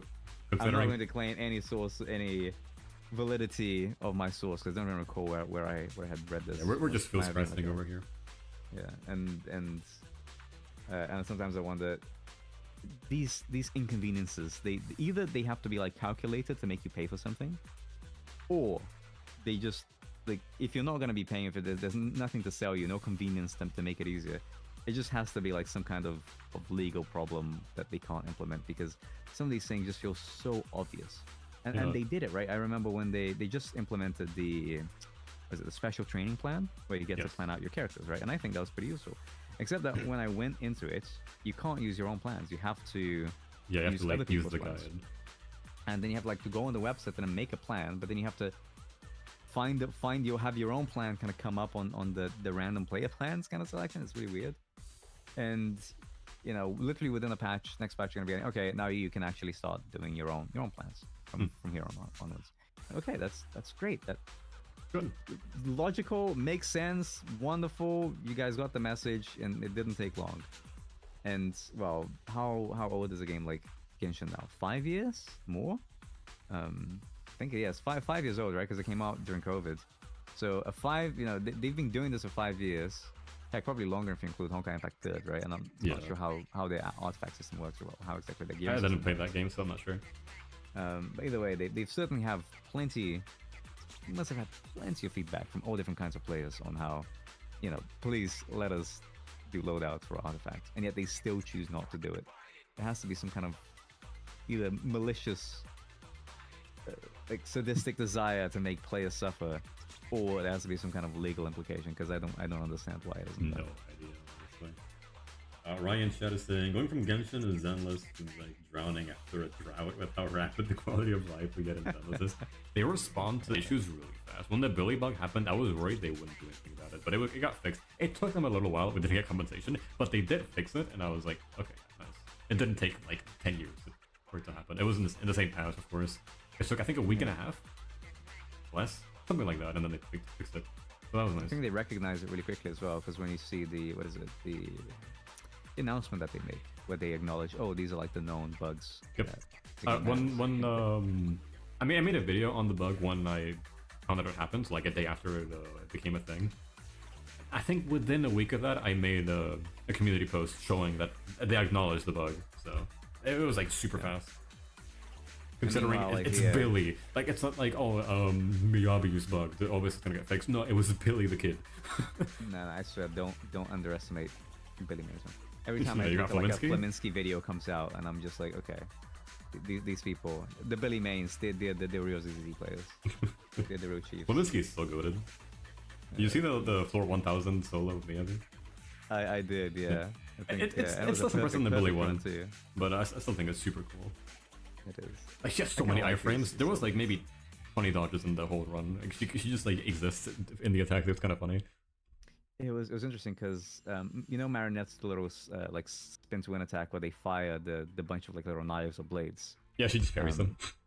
Exactly. I was like, at first I was thinking, oh right, I guess he can just like dash out to the out of the ring, like to go out of range, because Miyabi's dash range is so big. So he's probably gonna do that when that part comes. And then I just saw him just like sprinting regularly. I was like, oh, he's gonna get hit. Nope, she parries. I was like, oh, right, yeah, right, she can do that. I forgot. Some characters can do that. Yeah, I know Soldier can do it, Ambi can do it, and probably somebody else I'm forgetting. I think Caesar can maybe do it. Like all the swordies she can only do it forwards. That's the fun thing. She can only do it in the direction of her shield. So if you're running sideways, you still get hit. Or if you're running away from something, you still get hit. They have to be running towards the thing to block it. I think that's pretty cool, actually. I wish some of these parry things were had these little specific requirements to it to make them a little bit more interesting to use. I think Shingi can do it too with her rotating her staff and whatever, which was weird because I thought it was only the bladed characters that I thought would be able to do it, but no. Shingi keeps just her stocks just keep going up, man. Top 5 unit in the game. Can't get out of it. Noms, the time we were still bugged to give build up to anyone. I think they'll fix that up. Yeah, we talked about it earlier. It's probably getting fixed, but it's crazy right now that it works though. It's taken so long, and they still haven't acknowledged it, which is funny. I mean, if they don't fix it, then I mean, awesome. But they're probably gonna fix it eventually. Yeah. So because I recall reading something about like an aventurine bug on Honkai Star Rail, where like it took weeks. Isn't that still broken, or did they fix it now? I think they just recently fixed it, and there was like this whole. Because I started seeing people saying how the compensation was just like the standard patch compensation, like standard downtime was like 300, equivalent to polychromes or the pool currency essentially, and people were kind of mad about how such a game-breaking bug was in the game for so long, practically unacknowledged, and the compensation was so minor, and in the meantime, like that's a bug that affected players negatively. Meanwhile, we have a bug that's affecting players positively, and it's like, yeah, no, cool. We haven't recognized it. You know, wink, wink. Keep doing it, guys. It's all good. We'll come to it at some point, maybe. And then we did what was that bug that gave us like, what is it, 1,000 plus polys or something? They gave us like 10 pull from like a bug that they fixed. I don't remember which one it was. In Zenless. Oh, I don't remember. We got like a bunch of polychromes from a specific bug. But I just don't recall what bug it was. It should have been relatively recent, yeah. Was it the Harumasa one? I don't think so. That one was in the 1000s. Or maybe it'd been 900 or something. But they gave a lot of polychromes. Let's see if I can find it in my mailbox, actually. Yeah, I don't remember, though. I have so much shit in my mailbox. The Daily Holy Lab. Yeah, they just gave like a... That was 100. Good luck trying to find it. But yeah, vaguely recall was getting like a massive compensation. I don't have it. From something,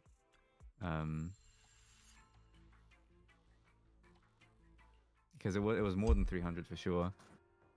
Oh, what's that? I see your battery charge is full. What are you doing? It's been Go spend that battery ages. charge right now. I can.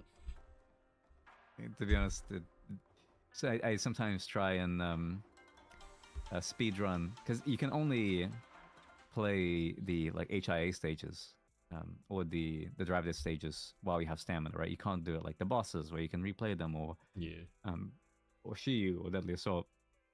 So I see, okay, I only have a certain amount of time or a certain amount of tries every day to try and get like optimize this to be as fast as possible. Can I get like a sub like 9-second clear on this? And then just trying to becomes my little speedrun challenge every day. It's you only get a limited number of tries to go for it. Yeah, 277 backup battery. You're crazy, man.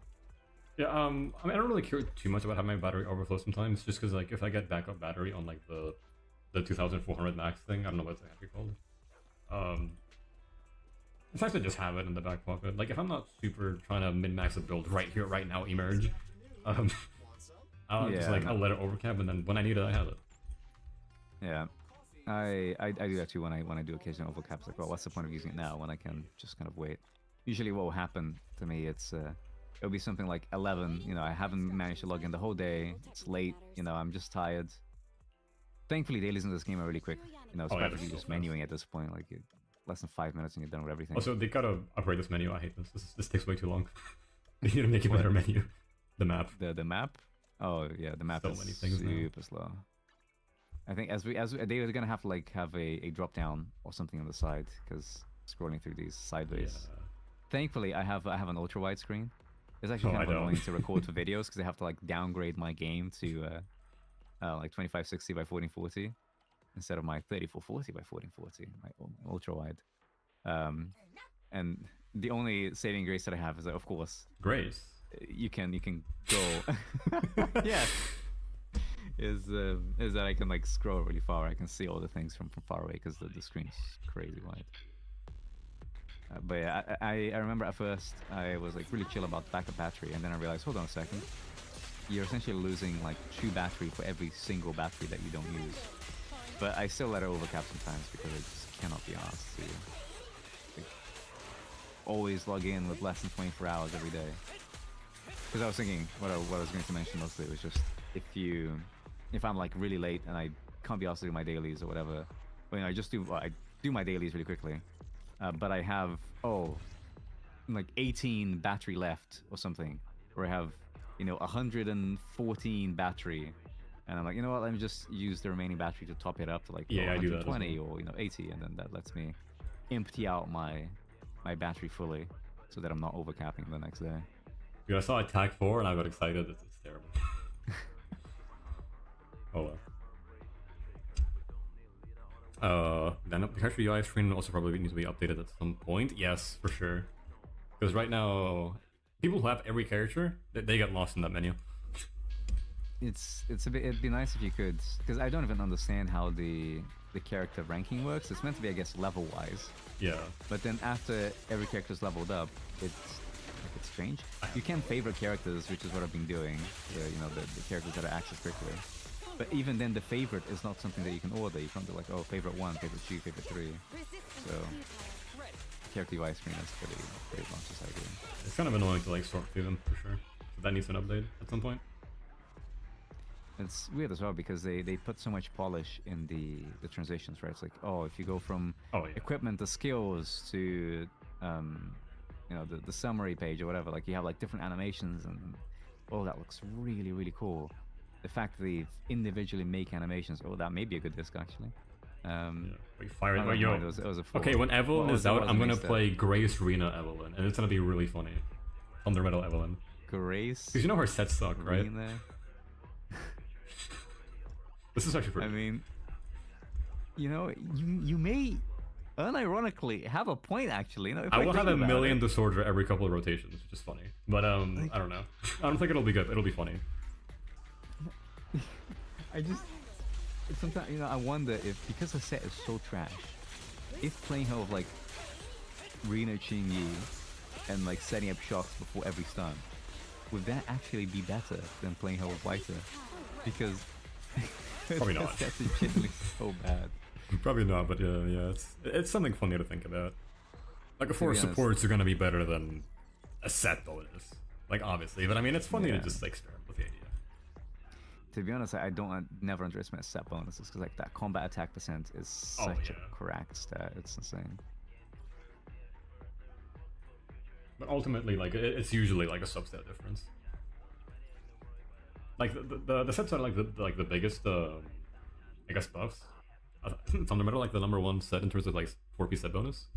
Like 28% attack, combat attack is kind of insane. It is, yeah. But then the others are like just really strong, but not like, oh my goodness, you must have this set. The Miyabi set an exception though. That was also like really must have. It's just a bit weird of how they decided to do some of these sets in the game. I stopped too early. Gotta do the speedrun, man. What's this? 15 seconds? 16 seconds? I'm not even grouping them. I'm killing them one by one. Yeah, I don't like super optimize these runs. I mean, this is. Neither do I. Because this is just like the. It's usually like, okay, let's try and make daily grinding at least mildly entertaining. Thunder Metal. It's a really good set if you can use it. If you can't use it, yikes. Keep thinking. There's a lot of sets that really weird. I remember when EC1 first came out, and people thinking, oh, you know, you get what's it say? Chaotic Metal. It's the name of the set, I think, the Ether set. And everyone's like, oh, we should run Chaotic Metal 4-piece. And everybody kind of realized that, hold on, that kind of sucks actually. That's pretty bad. Just run like Woodpecker instead. Combat attack is way stronger. And as people start kind of like figuring out the sets, or even Hormone Punk actually has become technically the best set for G1 because she can burst early. Her burst is so strong in the early portions, especially if you're using M0, where, I mean, depends on how many shot shells you're going to have at the beginning or how well managed, because I think you can go up to like 22 shots.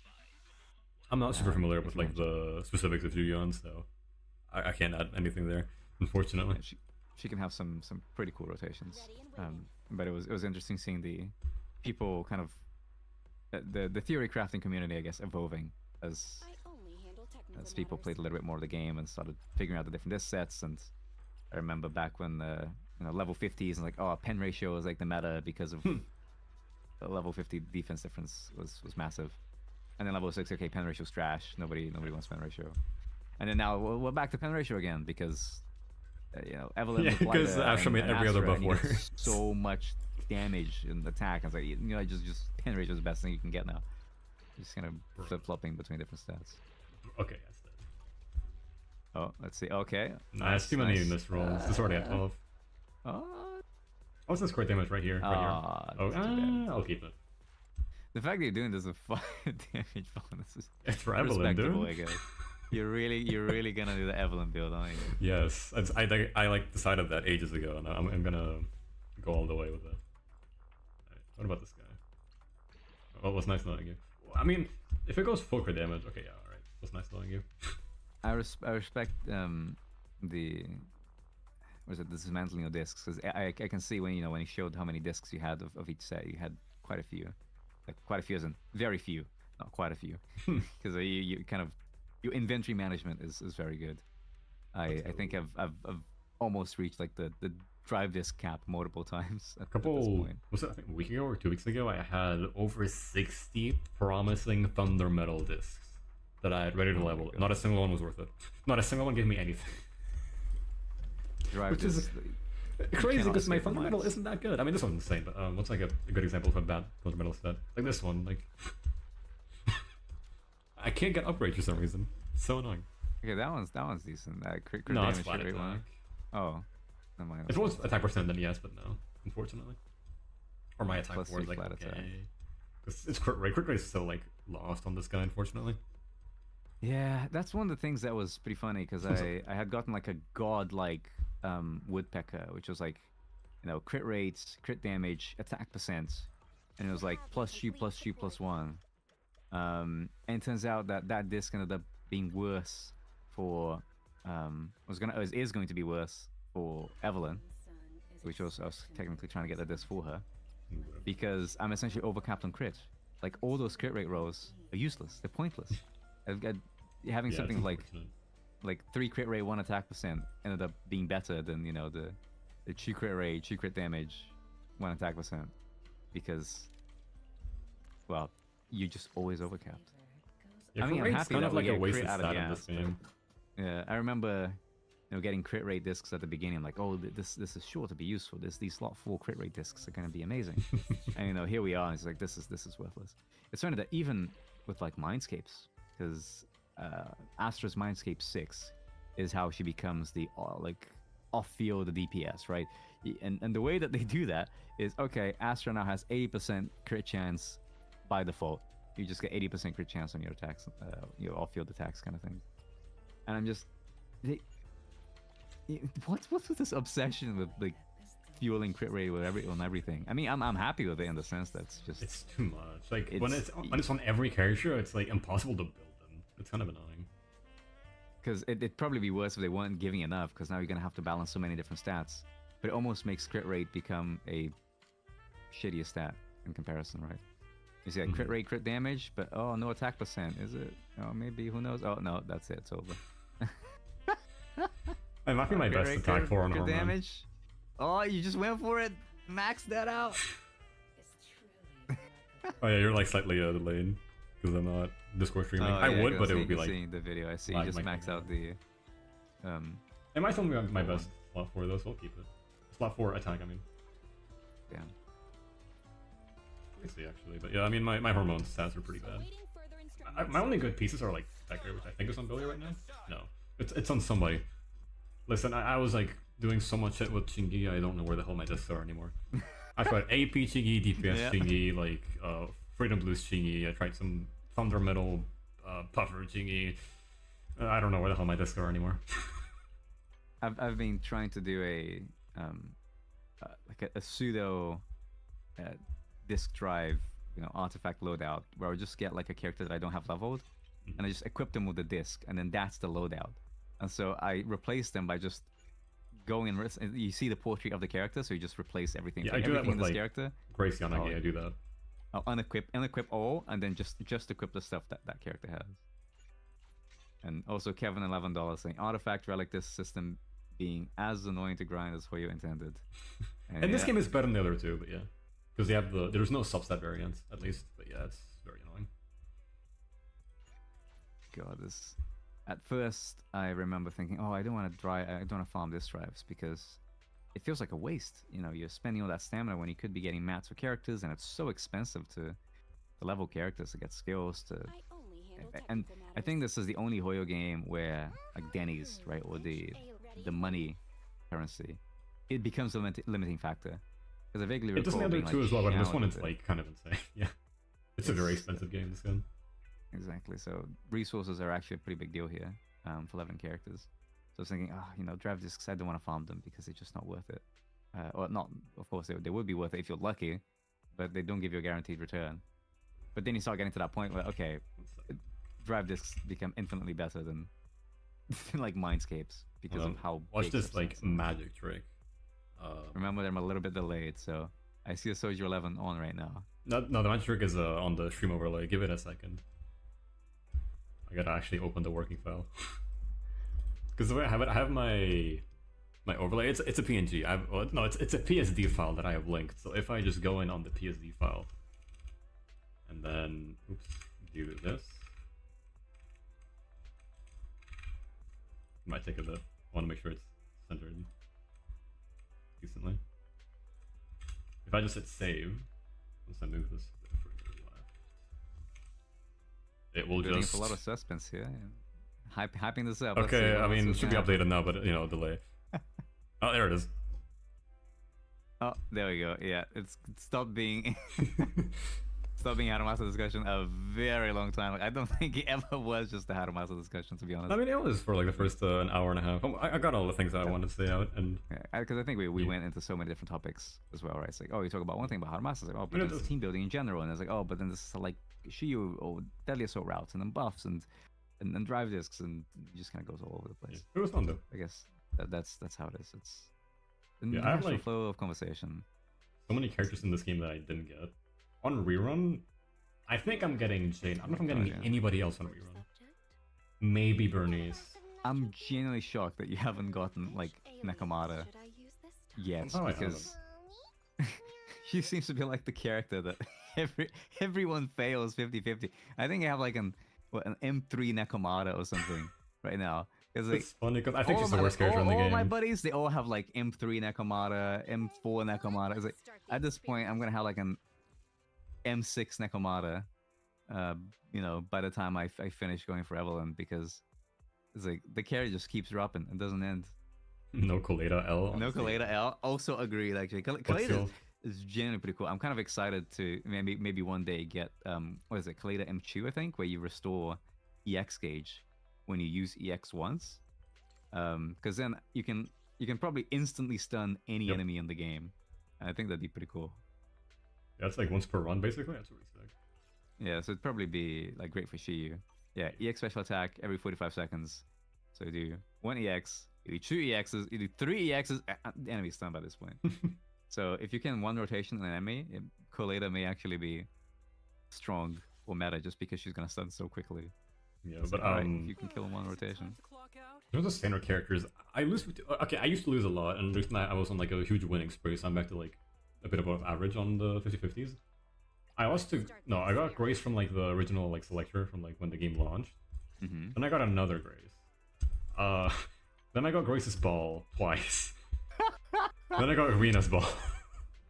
The game has really pushed you to. And then I got Arena. I bought Lycon from the selector, and I think that's all my standards. Oh, I got Soldier once as well, right? And I bought Brimstone. Oh, you don't have M1, right? M1 Arena not having that. Nope. I don't think it's as much of a deal breaker as people make it out to be. It's definitely a really strong Mindscape, but it's not needed. I mean, no, it isn't needed, but it makes it be. It's kind of like how Harumasa M1 makes him be less of a hassle to play. It's kind of the same for Arena, except 10 times, because you literally just have like swap to her, like just press the button once and then swap out. It's really simple, but like I don't know about you, but I just forget to do it. It's like, oh right, yeah, okay. Sometimes 5 seconds, okay. It's you'd be halfway during the combo. It's like, oh right, I have to swap to Arena now. Flow's thing, it's not if you know what you're doing, it makes some things possible though. Yeah, Flow is like the #1 Reno simp in the universe. Yeah, pretty much.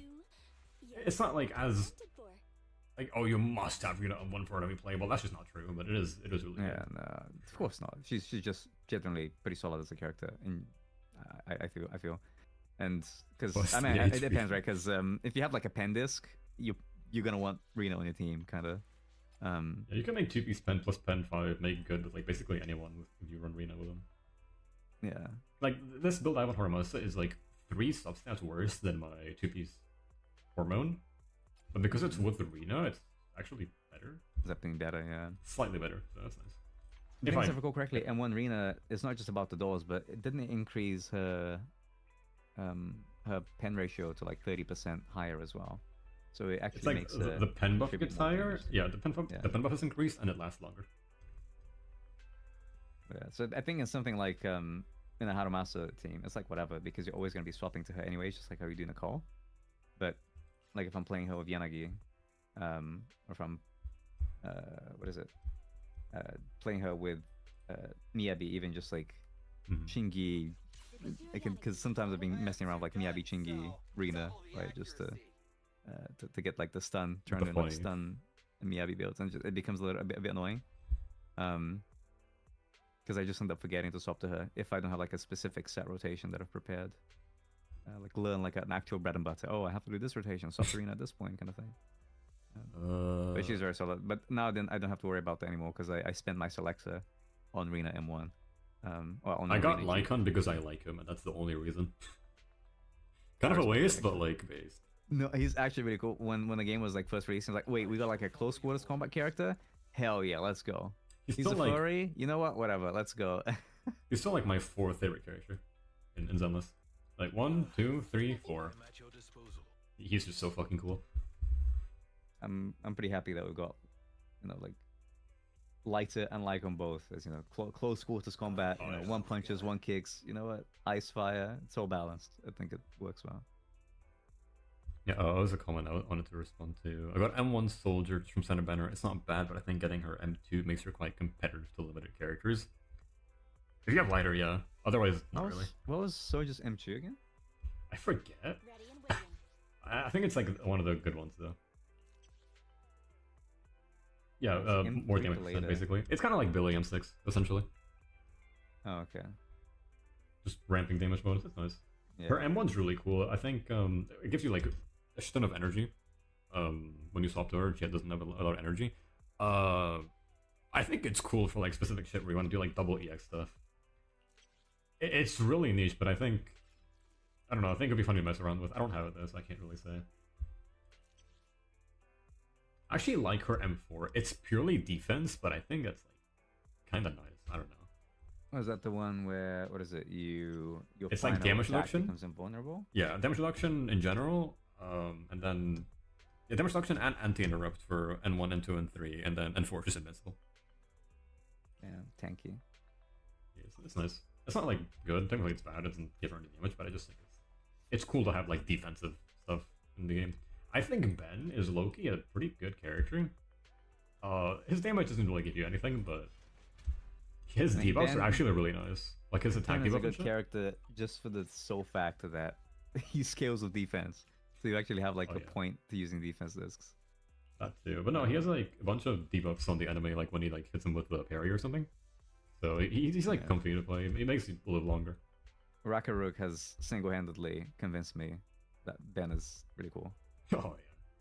Rucker with like the what was it, the M2 lighter and the M2 Caesar and like all everything, and Ben is doing 10 billion zillion damage. Exactly. That's so cool. And I wish her M4 gave that dash to 4th hit basic from Rezonium. That'd be too good. But yeah, that'd be sick. Some of the Hollow Zero Rezonia for like the characters are so good. Billy's, they're all basically just, you know, dash attack skips to the end of the basic attack chain. That's basically Yeah, what Ellen, they do. putting that on Ellen and she becomes crazy competitive. Because you just always get the basic attack easy. Billy's is so cool because it makes his dash attack go instantly into crouching shot. It just speeds up his gameplay. Which is wait, a fucking chatter got like mad at me because I didn't know there was a training mode here, and I'm very happy that they got mad at me. Where is the here training? Yeah, see, I didn't know that was a You thing. can just go, yeah, the VR training. I'm so happy for that viewer getting mad at me. If not for them, I wouldn't know it's the thing. Oh my god, that's I was having. I always went into the store for that. I made them manually walk up to the store to use the VR. Yeah, normally for Billy to do like the crouching shot, you gotta do this, wait, and then using crouch shot. But in Hollow Zero, you can just do this, and he's already into it. So it's like a cool little Rezoni buff, but obviously you can't do it in real gameplay. It'd be really nice for like looking at the training mode now, because one of the big problems that we do have with training mode is you can get up to elites, but you can't get bosses in there. Yeah, I think there's not enough settings right now, but I think it could be really useful.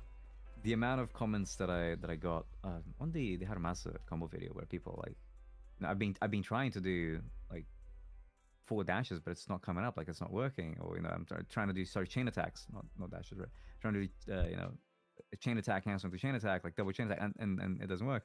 And it's like, well, that's because you're doing it on an elite enemy, and then, but it's like you have like the mech, you have like the huge ass mech on the VR. I was like, no, that's elite. You have to go into like Shiyu or Deadly Assault or Notorious very Hunt or whatever, and then practice there because you can't actually get boss enemies on VR. So hopefully they start adding even some of the like later enemies like Thrasian, for example, and because I know that there's the whole thing where if you parry Thrasian, he goes into his mode quicker, but I haven't really After labbed the it. first Tony does that, yes. Yeah, it's just really annoying. It'd be nice to be able to like lab against specific enemies. Yeah, on I think VR. the training mode is good, like the way it is right now, but it just needs more settings, and I think it would be really awesome. Yeah. Although just the fact that we have a training mode to begin with is another huge win for Yeah. Zenless, to be honest. For sure. A new case to solve? I'm on the new shield. Let's do it right now. Why not? We got the time. So Question that if- again? I have time for the new Shiyu. I might as well because I haven't touched it at all. Oh yeah. I did it, but like brain AFK. It was just alright. Let's complete it, and then I'll think about the things later. If you seen Astra gameplay, I say like that because he's off field the entire time. Do you guys think Astra makes Harumasa's combo a lot more comfy? Like again, we talked about it, Astra a bunch like earlier in the stream. The combos will be less swap cancels, but they also have like their own like kind of spin to it. Like Lynn also dropped the full combo notation earlier in the chat, somewhere up there. So Yeah, not really some sure. ways of making use of Astra Chain and like the Astra Ultimate buff and stuff. I think there'll be some pretty cool stuff that you can do. It'll definitely be A new case to less solve? involved than the call because especially if you have M1 or above. Because I don't know about you actually, but what I find is sometimes Nicole's buff starts running out before I'm done with the slashes kind of thing, right? Because it's so short. Yeah, you have to like slightly change when you apply your Nicole buffs. Yeah, and you don't really have to care about that with Astro, right? All you have to do is just swap to Harumasa at the beginning, so you get Astro Voice, and that's it. It'll last for 10 years. But then I think like maybe doing double chain attacks of Astro or something to make use of her damage values, and you know, getting the extra chain attack at will whenever she uses the ultimate, I think could open up some really cool combo rounds. So I think she will be easier to use, but I don't think she will be simpler to use, if that makes any sense, right? I think there'll still be some really cool things that you can do with her. Ain't nothing wrong with missing combos, Kevin. We've been talking for how long now? Well, why am I even still here? I should Over be 3 playing hours. Arknights right now. If you wanna pop out, it's totally fine. Then. You stayed there way longer than I would have expected. What I'll you to. probably do actually is I'll probably get some food because I haven't eaten anything. Because it's getting quite late for me. I don't know about you, but Yeah. we started what? It was 7 p.m. your time. It's 1 hour later for me than this video, 10:30. so it's pretty late. Yeah. So we need to get some grub. Let's spectate your Shiyu adventures, and then I'll probably hop off myself too. Thank you for popping in though. Like I kind of messaged you very last minute. I wasn't Yeah, sure if you would thanks for even having me. respond. But happy to see you were up for it. It was very. I mean, it's just both of us just having a conversation. Essentially, is what this has been. Hasn't been particularly structured or anything, so it's always happy to talk. I mean, I perhaps like talking too much, to be honest. So. It was really fun. We got the Harumasa talk out the way. We went off topic a bunch of times, but we actually talked about what I want to talk about, and Yeah. it's been a fun trip. Yeah, let's see if there's That's not gonna line up. It's fine though. I was looking at some of the things that you had sent, right? Some of the things that you wanted to go over. All right, I think one of the questions that you had was, you know, is he fun? Is he difficult? Is he uncomfortable? I think we covered the uncomfortable bit quite a bit as well. I've made a little note here of all the little things.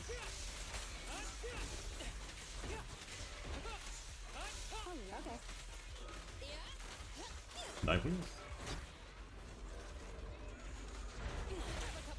I respect the anomaly thing. It's actually doing decent damage. Actually, I'm quite surprised. Yeah, it's hard to like play blindly into a stage. You kind of gotta know what you're doing beforehand, but I feel like it's my favorite thing in the game. It's just a bit hard to know it. Yeah, I guess that's the thing that stunt teams, I think, do have an advantage over. Not specifically Harumasa stunt teams, because Harumasa, of course, you always want to kind of plan out your shots if you want to be optimal. But at least with M1 plus, with a stun team, it's just okay. You just get to the stun and then kind of do a combo. With anomalies, you're much, especially when you have multiple enemies like you do right now. It's trying to keep them up together and apply anomaly in one, disorder the other. Yeah, it's a bit annoying playing this blind sometimes. Yeah. But I still like the team a lot. Sometimes I wonder if they'll start doing more modes, or more endgame modes, where you will have to deal with multiple enemies at once. Because it generally feels to me, I think, spoiler alert, Shiyu 6, I think it was, they have the clones. Oh, I think you're getting some of the clones right now, so it's probably Shiyu 5. But, yeah. The clones are more annoying to fight than, like, Shiyu 7. I'm not even kidding. No, I said this last time I did a Shiyu stream. The earlier stages are more difficult because there's more waves. There's more waves on enemies, and the enemies are more annoying. It's like, ugh. Exactly. It's and So what annoying. is it? If you God forbid you get Jane, and she just decides to Jane's so dodge, annoying. and what's it? Poacher. Poacher usually is okay, fuck? but then once she starts doing the dash back, and she starts, you know, dodging What's attacks, that? she just You see keeps that? dodging forever. She just does not stop. Oh wait, I see it now. What the hell? The guy just disappeared. I'm a little bit delayed because I'm looking at the stream. But, Interesting. but yeah, you got some really annoying stuff to deal with the shadow guys. And if they come in groups, then having to optimize around 2 enemies as opposed to just one can be so frustrating.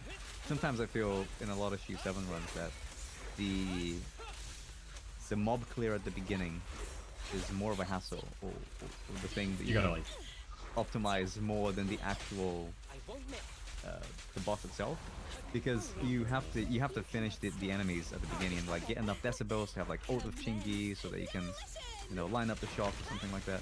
And for that you have to be very precise with how you do your opener, right, on the little mobs. So it's not even just, oh, how fast you can kill the little mobs, because sometimes the extra decibels that you can get by doing multiple chains means that you can stun the big enemy faster and then get more value off the run and get shorter times. So it feels like just having multiple enemies complicates things a lot more, makes them way more annoying to deal with than having single enemies. Cool. I mean, sometimes with this team, you get some like really saucy moments like that, even when like playing without a plan. It is pretty neat. Yeah, There's one thing that the Grace Harumasa team is, it's pretty anime actually. You got these. It's so cool. Flips and then pop disorder. Like Grace's fire assist out, is dash. actually good too, so you want to use it a bunch. I wanted to ask something regarding the cycle of deadly. So was it that some characters like Chingy seem to only consume one assist point? Some characters have that, where they need less assist points to parry certain attacks. I don't know the exact nut values though. It's just a mechanic. It's always been in the game. Some characters just need less parry points. I think defenders do by default. I think all defenders are 1 parry points. I think so. But I'm not sure if all stunners are 1 parry point. I think Chingy may be unique in that aspect, but I haven't labbed it. But yeah, that's the thing that's quite annoying with Deadly Assault currently, because you will reach a point where you run out of assist points.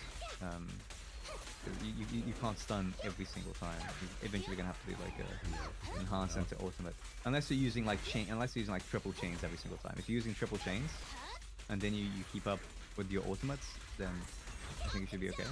But if you're not doing triple chains, but skipping like Chingy chain, then that becomes a bit of a problem. So it is quite frustrating having to manage assist points against Titan in this episode. Everyone will get their share. That was really overkill, but who cares? Oh well. People look justice is Yeah, these guys are super annoying.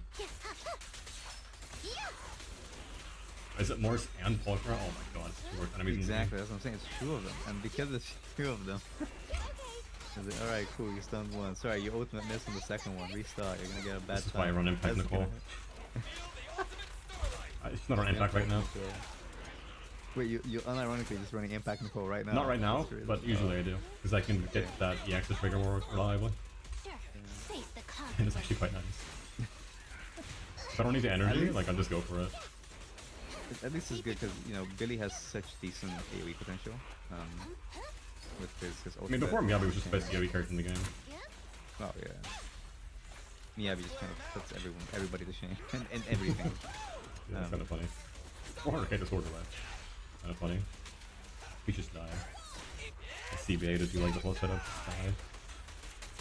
Thank you. Yeah, these enemies are so annoying. Their animations make no sense too. I keep getting hit by like random stuff.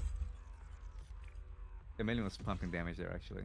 The real MVP of this Oh yeah, match just was active. Emelian. This is pretty hard too. Oh, this is a Razor. Okay, sure. Same team. Arjuro asks, if you have M1, Haru does EXing twice still consume the orbs, or is that only M0? It still That's does always. consume the orbs? Yeah. Yep. So pretty much all it does, we had the little talk earlier about just how confusingly worded it is. But essentially all it does is just it doubles your stats. So if you do EX into EX, then you essentially get 6 prison stacks. Not 6, sorry. 12 prison stacks on the enemy, which gives you 6 dashes. So it just, whatever you have for M0, double that. With the exception, of course, of the passive, where when if you do an aim shot on a nominee enemy or a stunned enemy, then they still only get 2 prison stacks, so you only get 1 additional dash. So your cap increases from 4 to 7 technically, rather than from 4 to 8. But yeah, the wording is very confusing. I remember as well Lighter's Mindscape. Mindscape 1, I think it is, the one that it gives you more stun time on the enemy. And the Mindscape 1 specifies that, oh, it increases the stun time by 5 seconds. And so you think, wait, by 5 seconds? So you go from, you know, Oh, yeah, it was like 3-second increase to right, yeah. 8-second increase? what is this? This is an incredible mindscape. And then it's like, no, it's from 3 seconds. It's to 5 seconds, right? It's not from it's not 3 plus 5. It's 3 to 5. But essentially, the way that it's written would be essentially like a replacement of the original, right? Because the original one says, oh, increase the stun time by 3 seconds, and then one just changes it to quote unquote increases by 5 seconds instead of 3. So I sure hope that people did their research before pulling full M1 like that. Otherwise, it's sorely disappointed. Unfortunate, like little error there with the M1 like description. It's just not. Yeah, it makes sense, but I guess he has it's a little bit. You kind of have to think about it a little. It's not immediately obvious. And when people are spending a lot of pulls for those mindscapes, better make sure that they're very clear. Countering the Molotov is kind of funny. To be honest, these range guys are so annoying. These Molotov guys. Oh, okay. That's too late. I still have a little bit of PTSD from Disputed? Well, no, from the, I think, the Enforcer on the previous GU. Oh, yeah. I was trying to do... I was just trying to get footage for stuff with Harumasa, because I couldn't be asked to go for sanction. We didn't have any electric, we couldn't use A million train time. Just the Enforcer. I didn't know that. Actually, how much health? What? Damn, this guy's tanky. Oh, you know what I'm saying? The weird thing is that it replaces 3 sec to 5 sec, but increases the rest of the items. Yeah, that's what it is. It's like a replacement to the original one, but then not a replacement for the res debuff. So it's a bit confusing. So every time I see a Billy do ultimates, I am in awe of the amount of damage that. Oh yeah, that's actually feels like one of the hardest hitting ults in the game, if not the hardest hitting, because of his passive. Like the scaling is quite low, honestly, but yes, so many self-ups. Does the damage increase from Billy, from his passive rather? It scales with other sources of damage increase in the game, right? So it's not like it's not like a modifier to the skill motion value. It's not like a times 1.5. It's just it's a damage bonus. Damage. Okay. He gets 50% from his core from existing, basically, for crouching. Yeah. And then he gets 100% on his ultimate. Oh. So... Wait. Is it 100% or is it 100 plus 50%? It's like, is it both combined? It's both. He gets 50% from his core, and then he gets 2 stacks of 50%. 100. Okay. From his additional... Like, he does so much damage on that ultimate. I remember looking at, like, what is it, like the Pridwin tier lists, putting Billy at like the lowest tier Pridwin on the game release, and I shouldn't have done that. I shouldn't have done. All the Billy mains will remember. I think Billy should be in the same tier as like. Actually, no, if they're only rating strength, they shouldn't be. But I think if you're like rating on like accessibility and how good they are in different teams, Billy should be in the same tier as Juyuan because he's good in so many. Like he doesn't really need a team. He's very independent, and his damage is good. Like that's a full like A ranks. Billy is not using Brimstone or anything. Because we were talking previously about how when you asked the question, does Harumasa feel like a free character? Mm-hmm. And the whole free characters are pretty strong, right? And you think about Nicole was like practically a staple every single team. I think of Piper was literally an S rank, but then even Billy's pretty damn strong too. I think even Corrin, he just does so much damage as well. I remember even back in level 50 seeing people like clear the first GU, like trying to get S rank in GU with Corrin teams and just going hard on her. And then what was it, Krydell was it that did the Corrin run on because he didn't have Chingy, so he was using Corrin for the marionettes, and he got some crazy scores with her. And it's just, One stun by the way. Pretty sick. I thought he would roll. I thought he would roll. Okay, I'm just not. That's the annoying thing about Billy. The one downside that is like very noticeable, his roll takes a long time to come out sometimes. Which is what puts him in like the mode. The trigger one, like from the basic attack, right? Yeah. It's a really cool effect when you get it. It's like sometimes if you're doing like a fight and you just keep dodging every attack with the rolls, it can feel really cool. But it has to be like slow attacking enemies.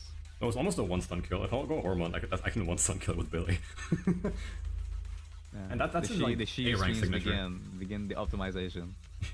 That's with his like Starlight replica. That's not even like Brimstone. Like Billy does a lot of damage. He good. Underrated. Bad. People will like see Flaminski runs, be like, oh, but that's like M2 Caesar and he has P5 Brimstone. It's not realistic. Like yes, but he doesn't need that to do that with damage. That's the coolest thing. Yeah. Flaminski's Billy is just fucking insane.